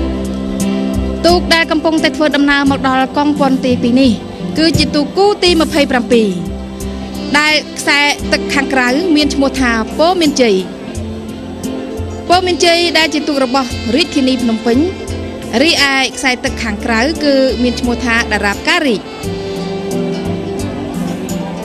ចាសសូមទោសខ្សែទឹកខាងក្នុងគឺមានឈ្មោះថាតារាបការីករីឯខ្សែទឹកខាងក្រៅមានឈ្មោះថាពោធិ៍មានជ័យ ពណ៌មានជ័យដែលស្ថិតនៅខ្សែទឹកខាងក្រៅគឺមានឯកសណ្ឋានពណ៌ផ្ទៃមេឃចាពណ៌ផ្ទៃមេឃរីឯខ្សែទឹកខាងក្នុងឯកសណ្ឋានរបស់គាត់ពណ៌សចាឥឡូវនេះមកដល់មុខវេទិកាកិត្តិយសគឺគាត់មកដូចជាប្រដំប្រសងគ្នាទេចានេះខ្ញុំមិនទាន់ហ៊ានប្រកាសជូនបានទេចាឥឡូវនេះខ្សែទឹកខាងក្នុងចាខាងក្នុងប្រកាសជាឈ្នះហើយតារាបការីកចាតារាបការីកគឺគាត់ទទួលបានជ័យជំនះទៅលើដៃគូប្រកួតរបស់គាត់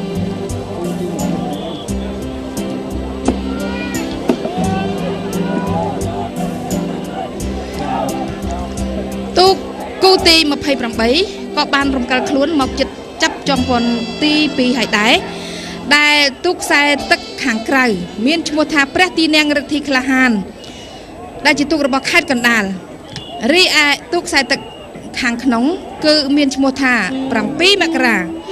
ពាក់ផ្លែលេខ064ដែលជាទូករបស់រាជធានីភ្នំពេញចាឥឡូវនេះទូកខ្សែទឹកខាងក្នុង7មករាកំពុងតែមានព្រៀបទៅលើដៃប្រកួតរបស់គាត់ហើយចាឯកសណ្ឋានរបស់គាត់គឺពណ៌សមួកពណ៌លឿងស្រស់ណាស់ចាស្រស់ទាំងសោភ័ណភាពទូកស្រស់ទាំងល្បឿនចាលឿនលយមែនតែនហើយលឿនណាស់ចាឥឡូវនេះដល់ទីប្រត់ហើយ7មករាទទួលបានជ័យជំនះទៅលើគូប្រកួតរបស់គាត់នៅក្នុងជើងទី2ថ្ងៃទី2ចា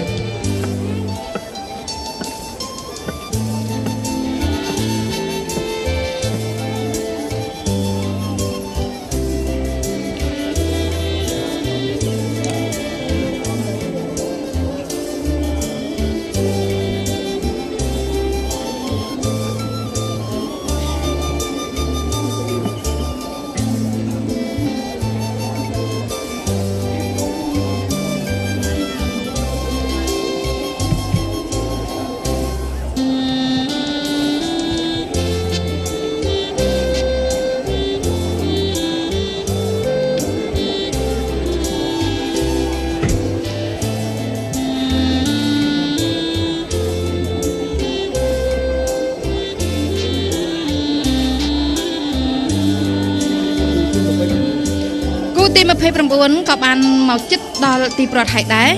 ដែលខ្សែទឹកខាងក្រៅឈ្មោះថាឥន្ទ្រីសែនជ័យពាក់ផ្លាកលេខ065រីឯខ្សែទឹកខាងក្នុងស្រីខ្មៅមានជ័យចាស្រីខ្មៅមានជ័យរបស់ខេត្តព្រៃវែង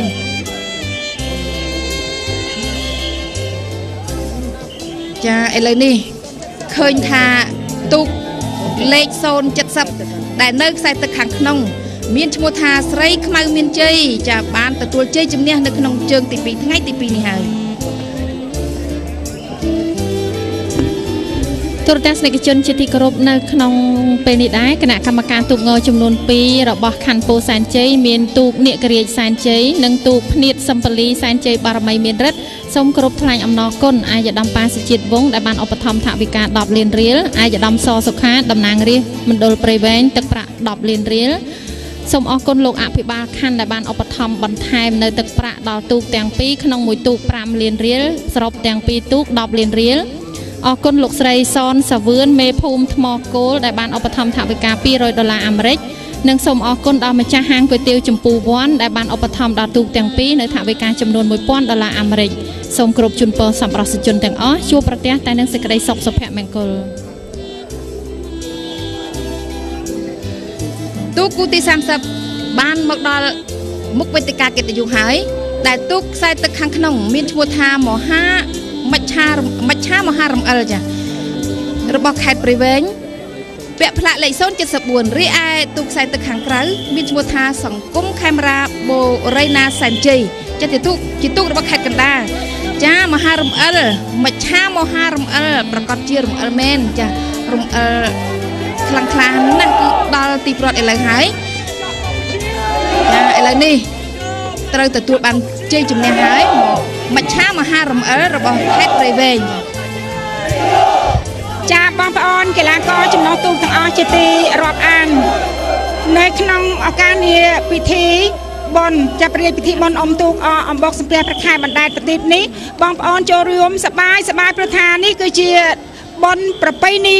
ជាតិដ៏រុងរឿងរបស់យើងដូច្នេះអ្វីដែលជាភាពចាញ់ឈ្នះនោះគ្រាន់តែជាការប្រណាំងដែលជាលក្ខណៈកីឡាការប្រកួតតែងតែមានភាពឈ្នះចាញ់ដូច្នេះបងប្អូនក៏មានភាពអាអន់សពុនចិត្តដោយមានការទំនាស់គ្នាចាដូច្នេះយើងអបអរសាទរទាំងអស់គ្នាជាមួយនឹងព្រះរាជពិធីបុណ្យអុំទូកអកអំបុកស្ពះព្រះខែបណ្ដែតប្រទីបទាំងអស់គ្នាសប្បាយទាំងអស់គ្នាចាសូមអរគុណទូកគូទី31ទូកគូទី31ដែលខ្សែទឹកខាងក្រៅមានឈ្មោះថាពោះព្រៃគឺហិតនៅក្នុងវត្តកោះប្រាក់ភូមិធំស្រុកគៀនស្វាយខេត្តកណ្ដាលចាឥឡូវនេះទូកនេះគឺគាត់មកតែឯងទេដោយដៃគូរបស់គាត់អវត្តមានចាដូច្នេះគាត់ត្រូវឈ្នះដោយស្វ័យប្រវត្តិតែម្ដងនៅក្នុងថ្ងៃទី2នេះចា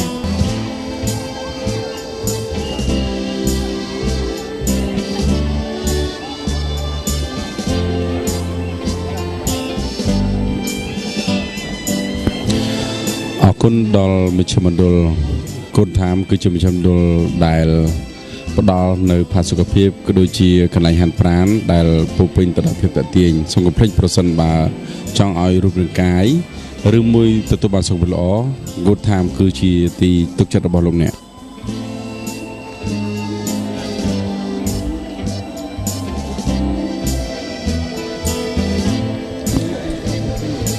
ទូរទស្សនិកជនជាទីគោរពនៅក្នុងឱកាសនេះដែរនាងខ្ញុំកំពុងតែបោះផ្ទាល់សូមថ្លែងអរគុណលោកអភិបាលខណ្ឌពោធិ៍សែនជ័យដែលបានឧបត្ថម្ភដល់ខ្ញុំនៅទឹកប្រាក់ចំនួន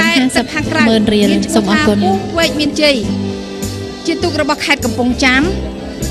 ពាក់ផ្លាកលេខ077រីឯខ្សែទឹកខាងក្នុងមានឈ្មោះថាអគ្គមហាពញាចក្រីមុនី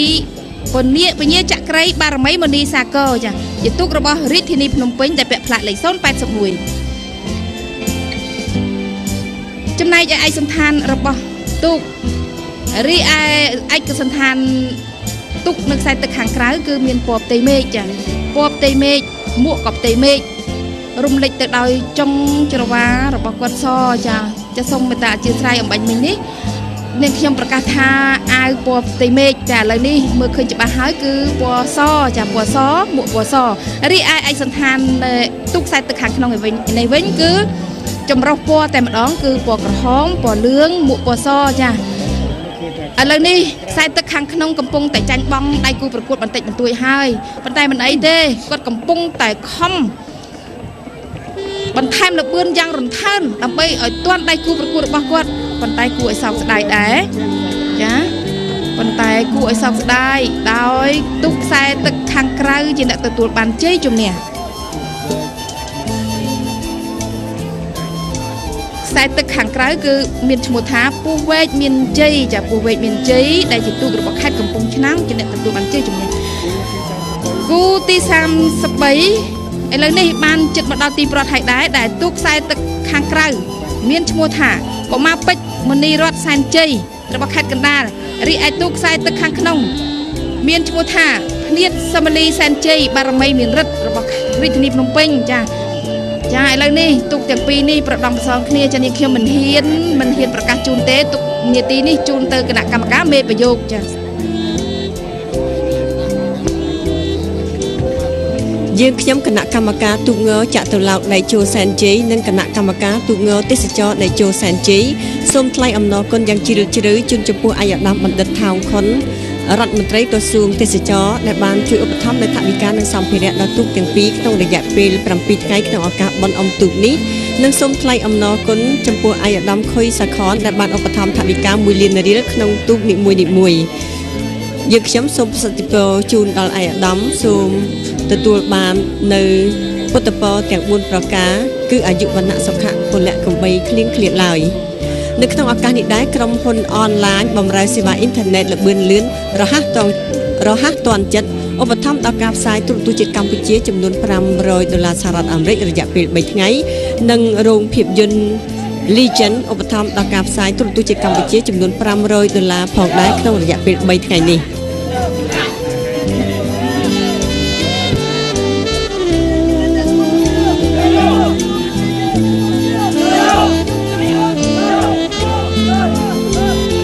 ទូ ទូកគូទី34ក៏មកហួសកងព័ន្ធទី2ហើយដែរដែលខ្សែទឹកខាងក្រៅមានឈ្មោះថាចេស្តាមហាចក្រីបារមីស្វាយសាច់ភ្នំគឺជាទូករបស់ខេត្តកំពង់ចាមរីឯខ្សែទឹកខាងក្នុងមានឈ្មោះថានាគទេពកុមារសង្ហាទឹកសង្វាតទឹកសែនតេជោចាឥឡូវនេះមើលឃើញថាខ្សែទឹកខាងក្រៅចេស្តាមហាចក្រីបារមីស្វាយសាច់ភ្នំចាកំពុងតែមានព្រៀបឈ្នះឥឡូវនេះក៏បានមកដល់ទីប្រវត្តិហើយដែរគឺគាត់ទទួលបានជ័យជំនះរវាងដៃគូប្រកួតរបស់គាត់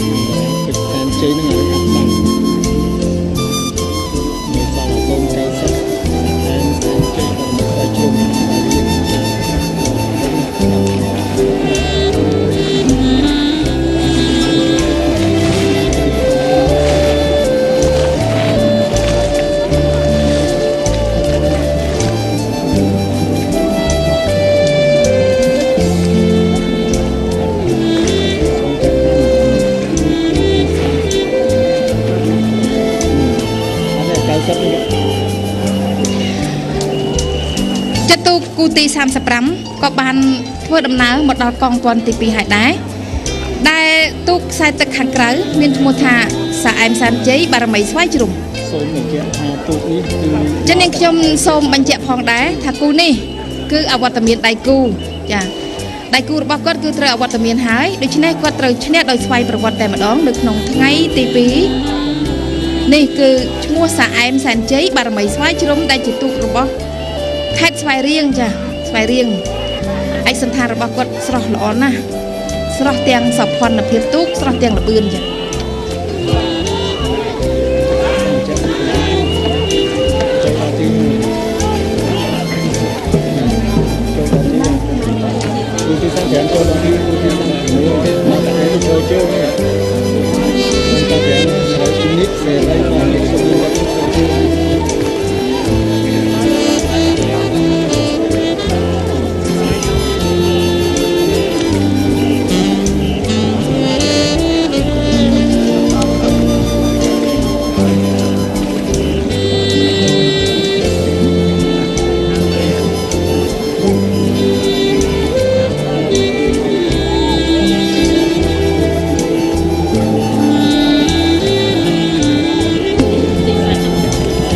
ស្នេហ៍ជនជាទីគោរពនៅក្នុងឱកាសនេះដែរឯកឧត្តមនេះឧត្តមសេនីយ៍សុខផលនិងលោកជំទាវបានឧបត្ថម្ភដល់ការផ្សាយលោកស្រីនាងកញ្ញាជាទីគោរពនិងជាទីមេត្រីចំណែកឯទូកសូមគោរពជូនពរឯកឧត្តមនិងលោកជំទាវសូមជួបប្រទះតែព្រះពុទ្ធពរទាំង4ប្រការកងព័ន្ធទី2ហើ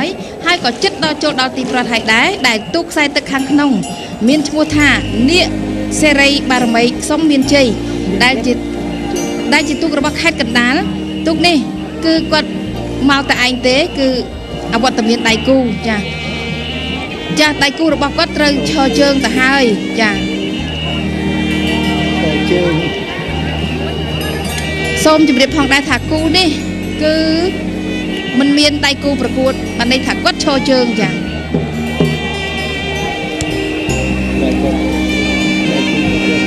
គូទីចាឥឡូវនេះទូគូទី37កំពុងតែលឿនលយអស់ចាស់ហើយមកហួសកងព័ន្ធទី2ហើយដែលខ្សែទឹកខាងក្រៅលេងសំណាងស្រីសសែនជ័យដែលជាទូករបស់ខេត្តកំពង់ធំចំណែកឯខ្សែទឹកខាងក្នុងរស្មីសេរីមនីរបស់ខេត្តកញ្ចេះចាឥឡូវនេះមើលឃើញថាខ្សែទឹកខាងក្រៅលេងសំណាងស្រីសសែនជ័យចាប្រកាសជាសំណាងហើយសំណាងពិតប្រកបរបស់ខេត្តកំពង់ធំចាកំពង់ធំធារាយយកជ័យជំនះ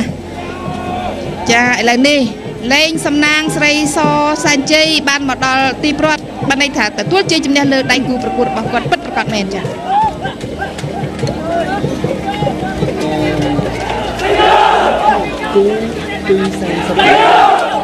គូទី38ខ្សែទឹកខាងក្នុងពាក់ផ្លាកលេខ063មានឈ្មោះថានរិទ្ធរាំងសីស្រីសពិចិត្រដែលជាទូករបស់ខេត្តបាត់ដំបងចាឯកសណ្ឋានរបស់គាត់ស្រស់ណាស់ពណ៌ក្រហមមួកក្រហមរំលេចដោយចុងច្រវាសព្រាតតែម្ដងឥឡូវនេះគាត់កំពុងតែអ៊ំលឺសូតែព្រឹបតែម្ដងហើយល្បឿនរបស់គាត់លឿនលយខ្លាំងខ្លាណាស់ជិតដល់ទីប្រត់ហើយចំណែកឯទូកខ្សែទឹកខាងក្នុងឯនេះវិញគឺសម្រែករាជសីចាឥឡូវនេះទូកខ្សែទឹកខាងក្នុងនរិនរាំងសីស្រីសពិសិដ្ឋទទួលបានជ័យជំនះទៅលើដៃគូប្រកួតទៅហើយចា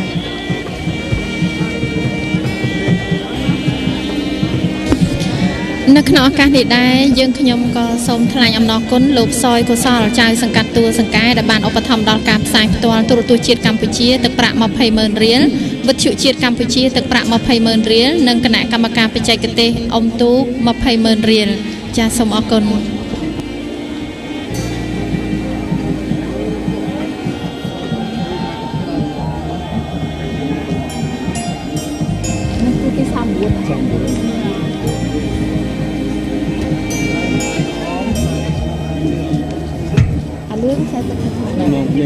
មហានេនេះ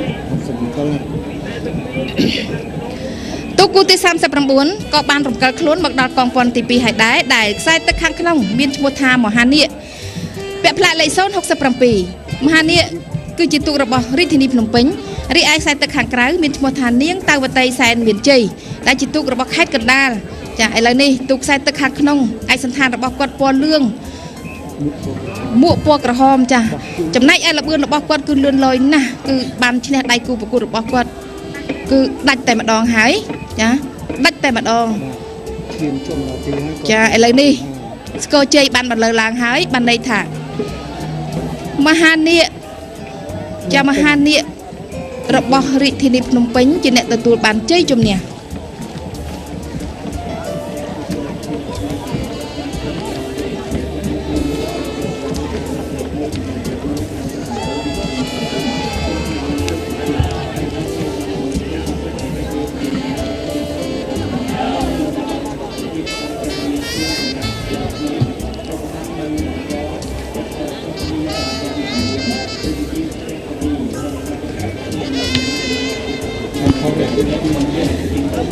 គណៈកម្មការទូកងយេម៉ៅសែនជ័យសូមគោរពថ្លែងអំណរគុណចំពោះឯកឧត្តមលុនលឹមថៃអភិបាលខេត្តកំពង់ចាមនិងលោកជំទាវស្រណាង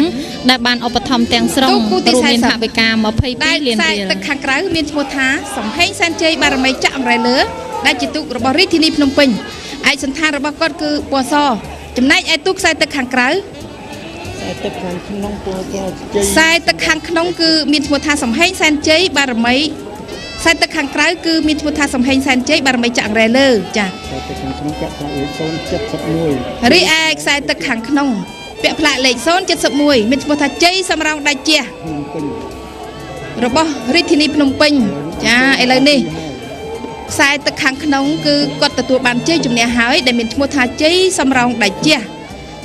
គឺជាទូករបស់រាជធានីភ្នំពេញ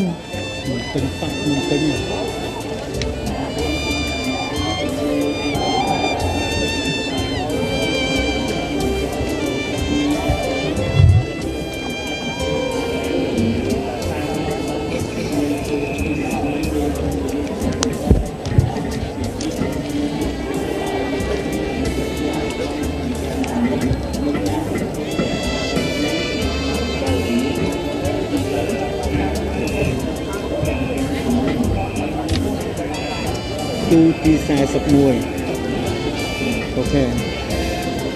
ទូកគូទី41ក៏បានមកចាប់កងពន្ធទី2ហើយដែរដែលទូកខ្សែទឹកខាងក្រៅមានឈ្មោះថាសំហេងសែនជ័យបារមីព្រែកប្រាដែលជាទូករបស់រាជធានីភ្នំពេញរីឯខ្សែទឹកខាងក្នុង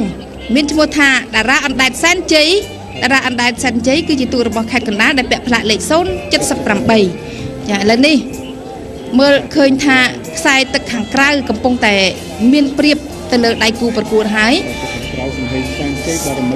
ខ្សែទឹកខាងក្រៅគឺសំហេងសែនជ័យបារមីព្រែកប្រា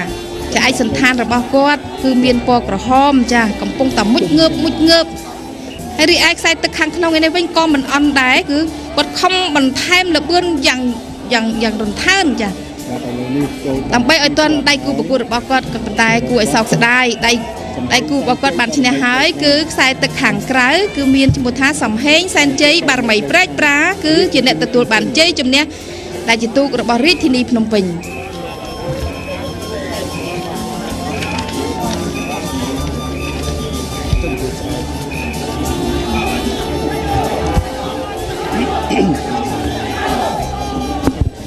គណៈកម្មការទូកង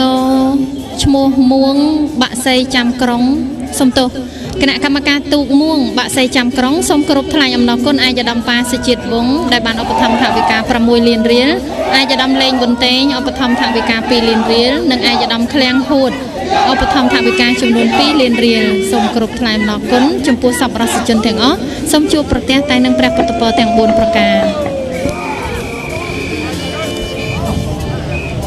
ការប្រើប្រាស់កម្លាំងក្នុងការអុំទូកគឺមានកម្លាំងខ្លាំងដូច្នេះទាំងយុវជនទាំងកីឡាករទាំងអស់សូមមេត្តាធ្វើយ៉ាងដំណេចជៀសឲ្យផុតពីបញ្ហាគ្រឿងញៀន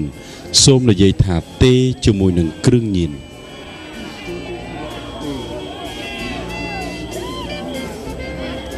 ទូកគូទី42ឥឡូវនេះបានមកហួសកងពាន់ទី2ហើយចាលឿនណាស់ជិតដល់ទីប្រវត្តិហើយទូកខ្សែទឹកខាងក្នុងគឺមានឈ្មោះថាក្តាមប្រៃចាក្តាមប្រៃគឺជាទូករបស់ខេត្តកំពង់ឆ្នាំងលឿនអស់ចាតែម្ដងហើយឯកឧត្តមខាងខេត្តកំពង់ឆ្នាំងយ៉ាងកាលពីជើងទី1លោកអមរាគាត់ប្រកាសថាឯកឧត្តមក្តាមប្រៃគឺថាមិនមែនគាត់ចង់និយាយថាឯកឧត្តមក្តាមប្រៃទេគាត់ចង់និយាយថាឯកឧត្តមទូកឈ្មោះក្តាមប្រៃនឹងគឺប្រកាសជាលឿនលយណាស់ទូករបស់ឯកឧត្តមចាឥឡូវនេះគឺបានដល់ទីប្រវត្តិហើយចាទទួលបានជ័យជំនះទាំងពីរជើងតែម្ដងចា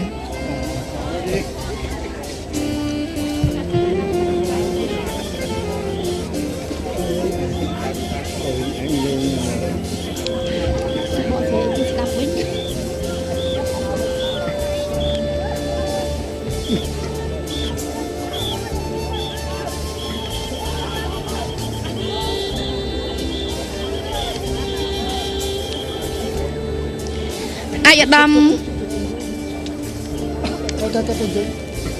មលន់លំថៃអភិបាលខេត្តកំពង់ចាមនិងលោកជំទាវស្រុនណាងបានឧបត្ថម្ភទូកងឈ្មោះយាយម៉ៅសែនជ័យទាំងស្រុងមានថវិកាចំនួន20លានរៀលសូមអរគុណឯកឧត្តម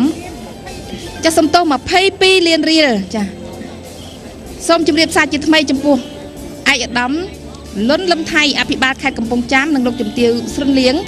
បានឧបត្ថម្ភទូកងឈ្មោះយាយម៉ៅសែនជ័យទាំងស្រុងនៅថវិកាចំនួន22លានរៀលចាគូទី43ទូកគូទី43បានមកហួសកងពាន់ទី2ហើយដែលខ្សែទឹកខាងក្រៅមានឈ្មោះថាដៃជោសែនជ័យបារមីឃ្លាំងមឿងចាទូកខ្សែទឹកខាងក្រៅនេះគឺជាទូករបស់ខេត្តពោធិ៍សាត់ចាពោធិ៍សាត់ប្រកាសជាលឿនលយអស្ចារ្យហើយរីឯខ្សែទឹកខាងក្នុងមានឈ្មោះថាសារាយផ្កាយព្រឹកដែលជាទូករបស់ខេត្តកំពង់ចាមចាពិតប្រកបណាស់ខ្សែទឹកឯកសណ្ឋានពណ៌លឿងស្ថិតនៅខ្សែទឹកខាងក្នុងទូកដែលមានឯកសណ្ឋានពណ៌លឿងចាស្ថិតនៅក្នុងខ្សែទឹកខាងក្នុងលឿនលយអស្ចារ្យហើយបងប្អូនខេត្តពោធិ៍សាត់សូមជួយអបអរសាទរផងគឺគាត់ខ្លាំងក្លាមែនទែនហើយខេត្តកំពង់ខេត្តពោធិ៍សាត់ចាខេត្តពោធិ៍សាត់ត្រូវទទួលបានជ័យជំនះដែលមានឈ្មោះថាដៃជោសែនជ័យបារមីឃ្លាំងមឿងដែលជាទូករបស់ខេត្តពោធិ៍សាត់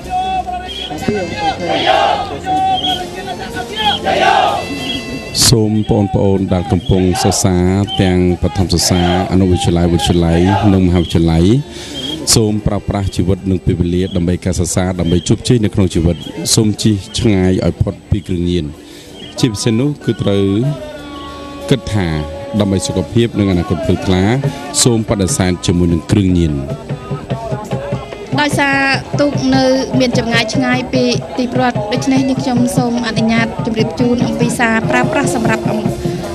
អប់រំពីគ្រោះថ្នាក់គ្រឿងញៀនរួមគ្នាបង្ការនិងដោះស្រាយបញ្ហាគ្រឿងញៀនប្រើគ្រឿងញៀនគឺបំផ្លាញអនាគតផ្ទាល់ខ្លួនក្រុមគ្រួសារនិងសង្គមជាតិការផលិតចរាចរណ៍រក្សាទុកជួញដូរចែកចាយនិងប្រើប្រាស់គ្រឿងញៀនជាអំពើខុសច្បាប់គ្រឿងញៀនបង្កឲ្យមានអំពើហិង្សានិងអក្រិតកម្មចាឥឡូវនេះទូកគូទី44ក៏បាន ចិត្តឈានចូលដល់ទីប្រត់ហើយដែរខ្សែទឹកខាងក្នុងមានឈ្មោះថាស្រីសសុកសែនជ័យគឺជាទូករបស់គណៈរដ្ឋមន្ត្រីចាស្រីសសុកសែនជ័យលឿនលយអស្ចារ្យមែនទែនហើយចាទាំងសោភ័ណភាពនៃទូកក៏ស្រស់សង្ហាខ្លាំងក្លាណាស់ដែរចាឥឡូវនេះចូលមកដល់ទីប្រត់មុនដៃគូប្រកួតរបស់គាត់ហើយចំណែកឯទូកខ្សែទឹកខាងក្នុងដែលមានឈ្មោះថាបារមីរាជសីសែនជ័យចាគាត់ចាញ់តែល្បឿនទេចំណែកឯសោភ័ណភាពនិងបងចំណុះទូកមិនចាញ់ទេគឺស្រស់បំព្រងល្អណាស់ចា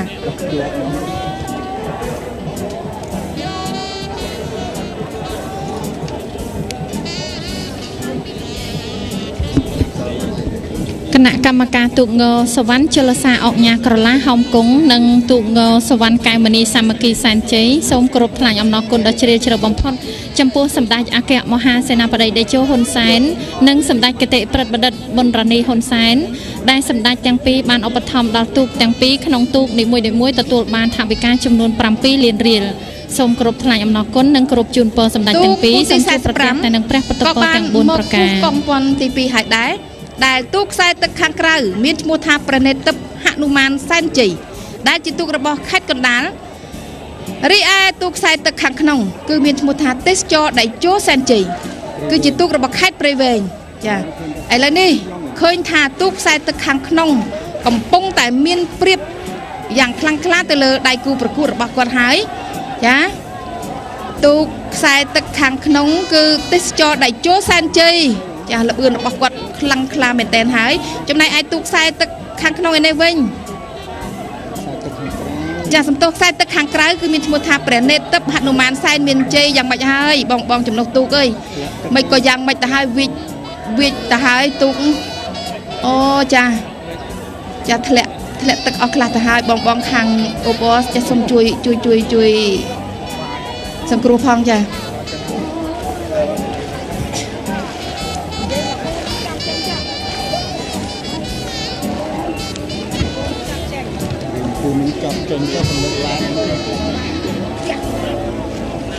ចាលោកស្រី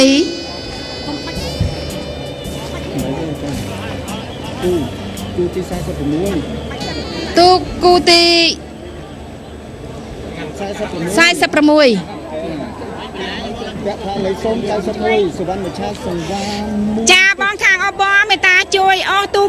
ជាបន្ទាន់ប្រថាទូកដែលកំពុងធ្វើការប្រណាំងលឿនលយមែនតើឬក៏អាចបងចំណុះទូកមេតាជួយអ៊ំបញ្ជាចាអ៊ំបញ្ជាទៅក្រៅ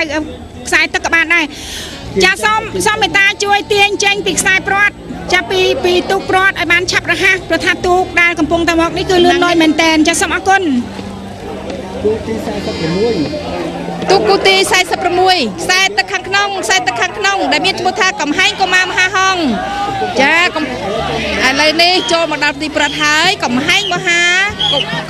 កុមារមហាហង្សជាអ្នកទទួលបានជ័យជំនះ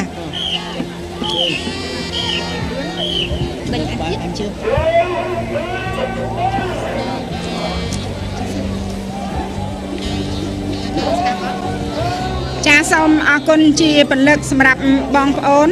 ផ្នែកអូបចាបាត់ផ្លូវទឹកដែលបានជួយសម្រួលឡើងទាន់ពេលវេលាដែលមិនធ្វើឲ្យកកស្ទះចាការប្រណាំងទូកបងប្អូនជនរួមជាតិជាទីគោរពរាប់អានទូកដែលឃើញមកចាប់កងពាន់ទី2នេះចាទូកនេះគឺជាទូកឈរជើងអត់មានដៃគូប្រកួតទេចាទូកនេះគឺទូកឈរជើងចាអត់មានដៃគូប្រកួតទេរន្ទះ3សេរីសែនជ័យចាដូច្នេះទូកនេះឲ្យគាត់បានមកដល់ទីតាមស្រួលគាត់ក៏ខំប្រឹងប្រែងណាស់ដែរធ្វើបិទអត់គូប្រកួតតែថ្មីបច្ចេកទេសរបស់គាត់មិនធម្មតាជាបន្តទៅនេះសូមអញ្ជើញតាមដានទាំងអស់គ្នាជាមួយនឹងទូកគូពិសេសជើងទី2ចាផែនទី1គូពិសេសជើងទី2បងប្អូនដែលកំពុងតាមដានទស្សនាបានជ្រាបរួចមកហើយឥឡូវនេះបានបដូរខ្សែទឹកវិញម្ដងគ្រីវងសុកសែនជ័យចាគ្រីវងសុកសែនជ័យបានបដូរទៅនៅខ្សែទឹកខាងក្នុងឯចៅពេជ្រកុមារបផាជ្រោយថ្មបានបដូរមកនៅខ្សែទឹកខាងក្រៅវិញកាលពីជើងទី1ចៅពេជ្រកុមារបផាជ្រោយថ្មទទួលបានជ័យជំនះលើគ្រីវងសុកសែនជ័យថាតើជើងទី2នេះយ៉ាងណាដែរគ្រីវងសុកសែនជ័យគឺមានឯកស្ថានពណ៌បៃតងដែលឧបត្ថម្ភដោយឯកឧត្តមឧបនាយករដ្ឋមន្ត្រីសុកអានទូកនេះគឺស្ថិតនៅក្នុងស្រុកគ្រីវងខេត្តតាកែវ ខ្សែទឹកខាងក្រៅចៅពេជ្រកុមារបុប្ផាជ្រោយថ្មទូករបស់វត្តសទស្សនារាមបឹងកុកកំពង់ចាមដែលទទួលបាននូវការឧបត្ថម្ភរបស់ឯកឧត្តមចាហ៊ុននេងជំរាបបញ្ជាក់ជូនម្ដងទៀតសម្រាប់ចៅពេជ្រកុមារបុប្ផាជ្រោយថ្មការពីជើងទី1ទទួលបានជ័យជំនះម្ដងរួចមកហើយថាជើងទី2នេះយ៉ាងណាដែរឃើញថានៅបដំម្សងគ្នាមកចាប់យកនឹងកងពាន់ទី2នៅតែទន្ទឹមគ្នាបដំម្សងគ្នាទូកពីរនេះល្អមែនតែនតែម្ដងទាំងលបឿនទាំងទាំងឯកសណ្ឋាននៃទូកទាំងសភ័ណភាពក្បោសក្បាច់រចនានៃទូកគឺស្រស់ប្រហាប់ហើយគ្នាកំពុងតែមានព្រៀបបន្តិចតួចហើយគិរីវង្សសុកសែនជ័យរបស់ឯកឧត្តមឧបនាយករដ្ឋមន្ត្រីសុកអានមានព្រៀបបន្តិចតួចហើយខ្សែទឹកខាងក្នុងឃើញថាចង្វាចាក់យោងទូកព្រឹបលឿនមែនតែនឃើញថាដាច់ហើយការពីជើងទី1ចៅពេជ្រកុមារបុប្ផាជ្រោយថ្មនាំមុខតែឥឡូវនេះគិរីវង្សសុកសែនជ័យបានឈ្នះវិញម្ដងព្រោះថាដាច់ពាក់កណ្ដាលទូកសូមជម្រាបជូនថាគិរីវង្សសុកសែនជ័យតែជាទូកស្ថិតនៅស្រុកគិរីវង្សខេត្តតាកែវរបស់ឯកឧត្តមឧបនាយករដ្ឋមន្ត្រីសុកអានទទួលបានជ័យជំនះនៅជើងទី2ហើយឈ្នះពាក់កណ្ដាលទូកនៅក្នុងឱកាសនេះដែរយើងខ្ញុំដែលជាកំពុងតែធ្វើផ្សាយផ្ទាល់នៃទូរទស្សន៍ជាតិកម្ពុជាសូមថ្លែងអំណរគុណយ៉ាងជ្រាលជ្រៅចំពោះអង្គការលេងហួរអគ្គនាយករងក្រុមហ៊ុន LHR អាស៊ានដែលបានឧបត្ថម្ភដល់ក្រុមផ្សាយផ្ទាល់យើងខ្ញុំនៅថវិកាចំនួន$200សហរដ្ឋអាមេរិកសូមអង្គការទទួលបាននៅជោគជ័យគ្រប់ភារកិច្ចចាញ់ប្រាសាទចេស្តាមហាតេជោសែនជ័យដែលជាទូកស្ថិតនៅក្នុងវត្តស្វាយសុខោជើងទឹកចាប់ព្រៃវែងទទួលបាននៅការឧបត្ថម្ភពីសំណាក់ឯកឧត្តមឧបនាយករដ្ឋមន្ត្រីប៊ិនឈិនជើងទី1បានឈ្នះម្ដងរួចមកហើយប្រាសាទចេស្តាមហាតេជោសែនជ័យចាវត្តស្វាយសុខោជើងទឹករបស់ឯកឧត្តមឧបនាយករដ្ឋមន្ត្រីប៊ិនឈិនតើយ៉ាងម៉េចហើយបដូរមកនៅខ្សែទឹកខាងក្នុងឃើញថាខ្សែទឹកខាងក្នុងគឺជាខ្សែទឹកដែលកីឡាករក៏ដូចជាចាយើងទាំងអស់គ្នាចង់បានចាព្រោះថាខ្សែទឹកខាងក្នុងចាត់ទុកថាជាខ្សែទឹកល្អមួយសកម្មភាពនៃការប្រណាំងតាគូទី49មេបានจะមានជ័យបារមីសន្តោសរបស់ឯកឧត្តមប៉ាសុជាតិវង្សទូកនេះគឺជាទូកកាកបាទក្រហមចារាជធានីភ្នំពេញឃើញថាមានព្រៀបចាសន្តោសចាញ់ព្រៀបបន្តិចបន្តួចបដូរទៅនៅខ្សែទឹកខាងក្រៅគឺថាចាញ់ព្រៀបទៀតហើយចាញ់ព្រៀបប្រាសាទចេស្តាមហាតេជោសែនជ័យរបស់ឯកឧត្តមឧបនាយករដ្ឋមន្ត្រីប៊ិនឈិនដែលទូកនេះអញ្ជើញមកពីខេត្តព្រៃវែងស្ថិតនៅក្នុងវត្តស្វាយសុខោជើងទឹកឃើញមានព្រៀបទៀតហើយកម្លាំងនៅរឹងមាំដដែលចាក្នុងជើងទី2ក៏មិនថមថយកម្លាំងទេនៅតែមានព្រៀបចាអស្ចារ្យឯកសណ្ឋានពណ៌ទឹកក្រូចនេះហើយគឺជាប្រាសាទចេស្តាមហាតេជោសែនជ័យមកដល់មុខព្រះពលាជ័យឃើញថាដកកាន់តែលឿនដកកាន់តែខ្លាំងពីគូប្រកួតឥឡូវនេះឈ្នះមកគាត់តំពួកទីព្រាត់ចិត្តដល់ចាប្រហែលជាដាច់ផងប្រហែលជាអាចឈ្នះដាច់ចាអាចឈ្នះដាច់ចាអរគុណសម្រាប់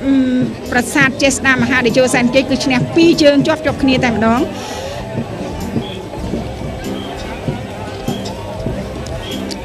នៅក្នុងឱកាសនេះផងដែរចា៎នេះខ្ញុំសូមអនុញ្ញាតដើម្បីបានជម្រាបជូនបងប្អូនប្រជាពលរដ្ឋក៏ដូចជាបងប្អូនកីឡាករចំណុះទូទាំងអស់សូមជម្រាបថាវីរៈកីឡាករនីសុនសៀវមីចា៎វីរៈកីឡាករនីសុនសៀវមីគឺជាវីរៈកីឡាករនីមួយរូបដែលដណ្ដើមបានមេដាយមាសចាដ៏អស្ចារ្យនៅទីក្រុងអ៊ីនឆុនសាធារណរដ្ឋកូរ៉េចានៅការប្រកួតកីឡាអាស៊ីលើកទី17ដែលពោពេញទៅដោយមោទនភាពនៃព្រះរាជាណាចក្រកម្ពុជាសម្រាប់វីរៈកីឡាករនីសុនសៀមីគឺបានឧបត្ថម្ភដល់គណៈកម្មការរៀបចំចានៅទឹកសុទ្ធចំនួន50យួរទឹកក្រូច5កេសមី5កេសត្រីខចា5យួរហើយនឹងថវិកាចំនួន20,000រៀលអរគុណចាបងអូនស្រីក្មួយស្រីវីរៈកីឡាករនីសុនសៀមីជូនពរសូមឲ្យសំណាងល្អចាបន្តបាននៅមេដាយមាសចាមេដាយមាសកីឡាអូឡ িম্প ិកជាបន្តទៀតចាឥឡូវបានមេដាយអាស៊ីហើយនៅមេដាយអូឡ িম্প ិកទៀតជាបន្តទៅទៀតនេះសូមអញ្ជើញតាមដានទេសនាចាការប្រណាំងដ៏អស្ចារ្យគូពិសេសច័ន្ទសោមសែនមង្គលដែលការពីជើងទី1ឈ្នះម្ដងហើយបដូរទៅនៅខ្សែទឹកខាងក្រៅវិញម្ដងរបស់ឯកឧត្តមច័ន្ទសរុនចាស្រុកត្រាំកក់ខេត្តតាកែវស្រីម៉ៅក្រាំងយើទទួលបាននៅការឧបត្ថម្ភទឹកពងពោះពីសំណាក់សម្ដេចចាអគ្គមហាសេនាបតីតេជោហ៊ុនសែនចាសម្ដេចលោកបានឧបត្ថម្ភរួមគ្នាជាមួយនឹងឯកឧត្តមទីសគុណចាទៅលើស្រីម៉ៅក្រាំងយើតែកាលពីជើងទី1បានចាញ់ម្ដងហើយចាចាញ់ម្ដងហើយចាញ់ច័ន្ទសោមសែនមង្គលរបស់ឯកឧត្តមច័ន្ទសរុន ចាការប្រណាំងគឺមានចាញ់មានឈ្នះជាធម្មតាកីឡាប៉ុន្តែអ្វីដែលសំខាន់គឺចូលរួមអបអរសាទរយ៉ាងឃ្លាខ្លាក្នុងព្រះរាជពិធីបុណ្យអុំទូកអកបុត្រស្វាព្រះខែតែឥឡូវនេះឃើញថាស្រីម៉ៅក្រាំងយើបានដកខ្លួនមកហើយដកខ្លួនចេញពីគូប្រកួតហើយស្រីម៉ៅក្រាំងយើសាលាអណ្ដែតក្រាំងយើស្អាងខេត្តកណ្ដាលចាឧបត្ថម្ភដល់ពងពួនសម្ដេចដៃជោនាយករដ្ឋមន្ត្រីដល់ឆ្នាំឆ្លៀសវៃជាមួយនឹងឯកឧត្តមទីសកុនបានមកដល់ទីចាស្រីម៉ៅក្រាំងយើក្នុងជើងទី2នេះឃើញថាស្រីម៉ៅក្រាំងយើបានឈ្នះមកសកត់ក្បាលចាឈ្នះមកសកត់ក្បាល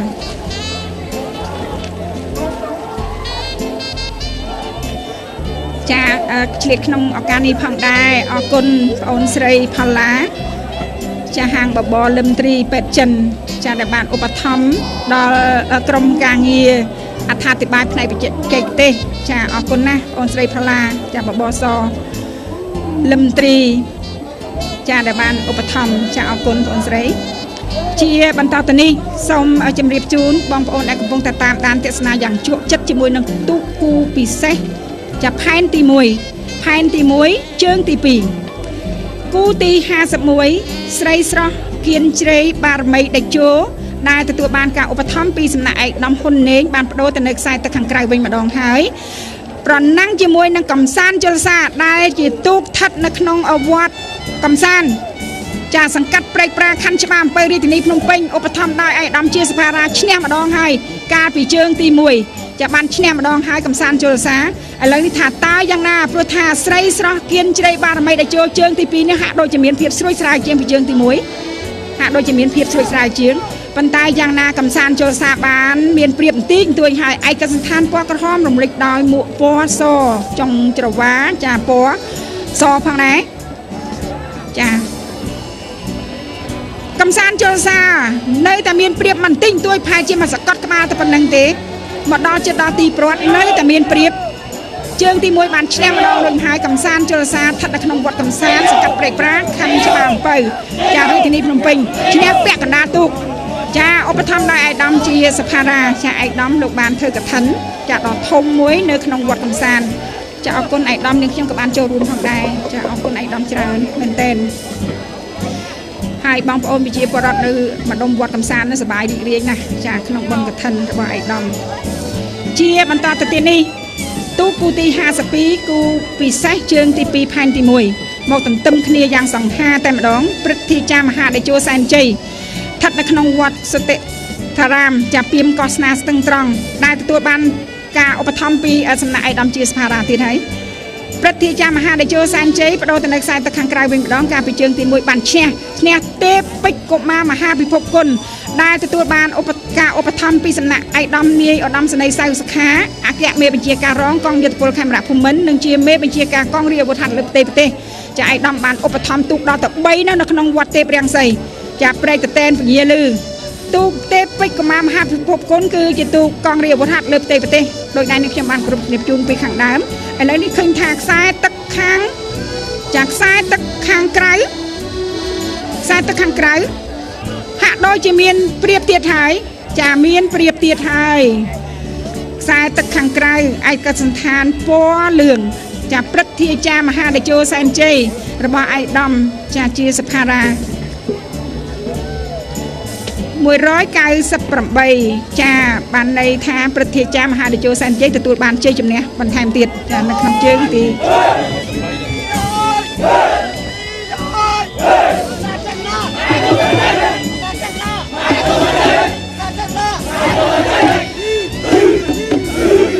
ចាទូកមកព្រឹទ្ធាចារ្យមហាតេជោសែនជ័យវត្តសុតិតារាមនៅឃុំភៀនកោះស្នាស្រុកស្ទឹងត្រង់ខេត្តកំពង់ចាមសូមថ្លែងអំណរគុណជូនចំពោះឯកឧត្តមសៀងប៊ុនលៀងចាអនុរដ្ឋលេខាធិការក្រសួងមហាផ្ទៃនិងជាទីប្រឹក្សាផ្ទាល់សម្ដេចអគ្គមហាសេនាបតីតេជោហ៊ុនសែននាយករដ្ឋមន្ត្រីនៃព្រះរាជាណាចក្រកម្ពុជានិងលោកជំទាវហ៊ុនម៉ុនធឿនទីប្រឹក្សាអមក្រសួងការបរទេសនិងសហប្រតិបត្តិការអន្តរជាតិលោកអុកញ៉ាមហាភក្តីសពបរសភោគាធិបតីហ៊ុននាងនៅថវិកាចំនួន10លានរៀលនិងគ្រឿងឧបភោគបរិភោគមានអាវ160កំភ្លេអង្ករ500គីឡូក្រាមមី2កេសធំទឹកសុទ្ធ200ឡូទឹកក្រូច10កេសនិងថ្នាំពេទ្យចំនួន ចាសូមបន្តគូទី53ទាវិញសែនជ័យរស្មីចន្ទ្រាចាបដូរទៅនៅខ្សែទឹកខាងក្រៅហើយកំពុងតែចាញ់បងទៀតហើយប្រថាសៀសែនជ័យបារមីដេជះរបស់លោកអុកញ៉ាអឹងសៀចាលឿនដាច់តែម្ដងគឺលឿនដាច់មែនតែនសៀសែនជ័យបារមីដេជះរបស់លោកអុកញ៉ាអឹងសៀចាទុកនេះស្ថិតនៅក្នុងវត្តសាគរបរិយហៅថាព្រែកលីវរកាអាចាកងមាសកំពង់ចាមចាលឿនណាស់ចាឃើញថាមកដាច់តែម្ដងឈ្នះទាំងពីរជើងចាផ្ទួនទូគូទី54ចំការអណ្ដូងសុកសែនជ័យចាក់ចំការលើដៃជាទូរបស់ក្រុមហ៊ុនចំការកស៊ូចំការអណ្ដូងចារបស់អុកញ៉ាអានម៉ាឌីហ្នឹងការពីជើងទី1ទទួលបានជ័យជំនះម្ដងហើយបដូរទៅនៅខ្សែទឹកខាងក្រៅឯកស្ថានពណ៌បៃតងជាមួយនឹងស្ទឹងសែនមានជ័យជាទូរបស់ឯកឧត្តមចាបណ្ឌិតងួនញិលស្លែងក្តីដងកំពង់ស្វាយកំពង់ធំចាឯកសណ្ឋានពណ៌ស្លាទុំចាពណ៌លឿងបែកស្លាទុំកំពុងតែប្រកៀកប្រកាត់គ្នាអាចថាចំការដងសុកសែនជ័យចំការលើគឺមានព្រៀបបន្តិចបន្តួចចាឯកសណ្ឋានពណ៌ក្រហមមានព្រៀបតែបន្តិចបន្តួចទេมันជាខ្លាំងខ្លាណាស់ប្រហែលទេព្រោះថានៅប្រកៀកប្រកាត់គ្នាស្ទឹងសែនមានជ័យរបស់ឯកឧត្តមបណ្ឌិតងួនញ៉ាល់ទោះបីជាចាញ់ក៏មិនចាញ់ច្រើនដែរចាមិនចាញ់ច្រើនព្រោះថាមានកម្លាំងនៅពេញបឹបតែម្ដងប៉ុន្តែគួរឲ្យស្ដាយទីកន្តគៀកមែនតែនទោះបីជាខំប្រឹងយ៉ាងណាมันអាចតន់ដែរចាมันអាចតន់ចំការដងសុកសែនជ័យចំការលើទេព្រោះថាដាច់ពាក់កណ្ដាលទូកកាន់តែលឿនមែនតែនចាដល់ទីជាស្ថាពរចំការអណ្ដូងសុកសែនជ័យចំការលើចារបស់លោកអុកញ៉ាអានម៉ាឌីអធិរាជចក្រភពប្រាំងសីចាវត្តទេប្រាំងសីព្រែកតាតែនជាទូកងរាជអាវុធហត្ថលើផ្ទៃប្រទេសទៀតហើយឧបត្ថម្ភពីសំណាក់ឯកឧត្តមនាយឧត្តមសេនីយ៍សៅសខាចាឯកឧត្តមលោកបានឧបត្ថម្ភច្រើនណាស់ទៅលើទូកវត្តទេប្រាំងសីទាំង3តែម្ដងហើយចំណុះទូកទាំងអស់ក៏សូមអរគុណឯកឧត្តមយ៉ាងជ្រាលជ្រៅសព្រួយពេជ្ររបស់ឯកឧត្តមបនាយករដ្ឋមន្ត្រីសខេងចាការពីជើងទី1ហ្នឹងគឺស្មើគ្នាដូចគេក្រៃអញ្ចឹងតែស្មើគ្នាអធិរាជចក្រភពប្រាំងសីជាមួយនឹងសព្រួយពេជ្រចារបស់ឯកឧត្តមបនាយករដ្ឋមន្ត្រីសខេងដែលស្ថិតនៅក្នុងវត្តវាលព្រៅពោរៀងព្រៃវែងបដូរមកនៅខ្សែទឹកខាងក្នុងចក្រភពចាអធិរាជចក្រភពប្រាំងសីបដូរទៅនៅខ្សែទឹកខាងក្រៅវិញម្ដងឃើញថាសកម្មភាពនេះដូចជាស្មើគ្នាទៀតហើយឯកឧត្តមចាដូចជាស្មើគ្នាទៀតហើយខ្សែទឹកខាងក្នុងហាក់ដូចជាលូតជាងបន្តិចចាខ្សែទឹកខាងក្នុងសព្រួយពេជ្ររបស់ឯកឧត្តមបនាយករដ្ឋមន្ត្រីសខេងចាហាក់ដូចជាមានព្រៀបបន្តិចចាហាក់ដូចជាមានព្រៀបបន្តិចបន្តួចហើយសព្រួយពេជ្រចាប៉ុន្តែនៅអីយ៉ាដូចជាខ្សែទឹកខាងក្រៅអធិរាជចក្រភពរាំងសីអើយចាំម៉េចអូយស្មើគ្នាទៀតហើយឯកឧត្តមចាលើកចង្វាទាំងសងខាងចំណោទូគាត់លើកចង្វាប្រងព្រាទាំងសងខាងចាស្មើគ្នា2ដងទាំង2ដង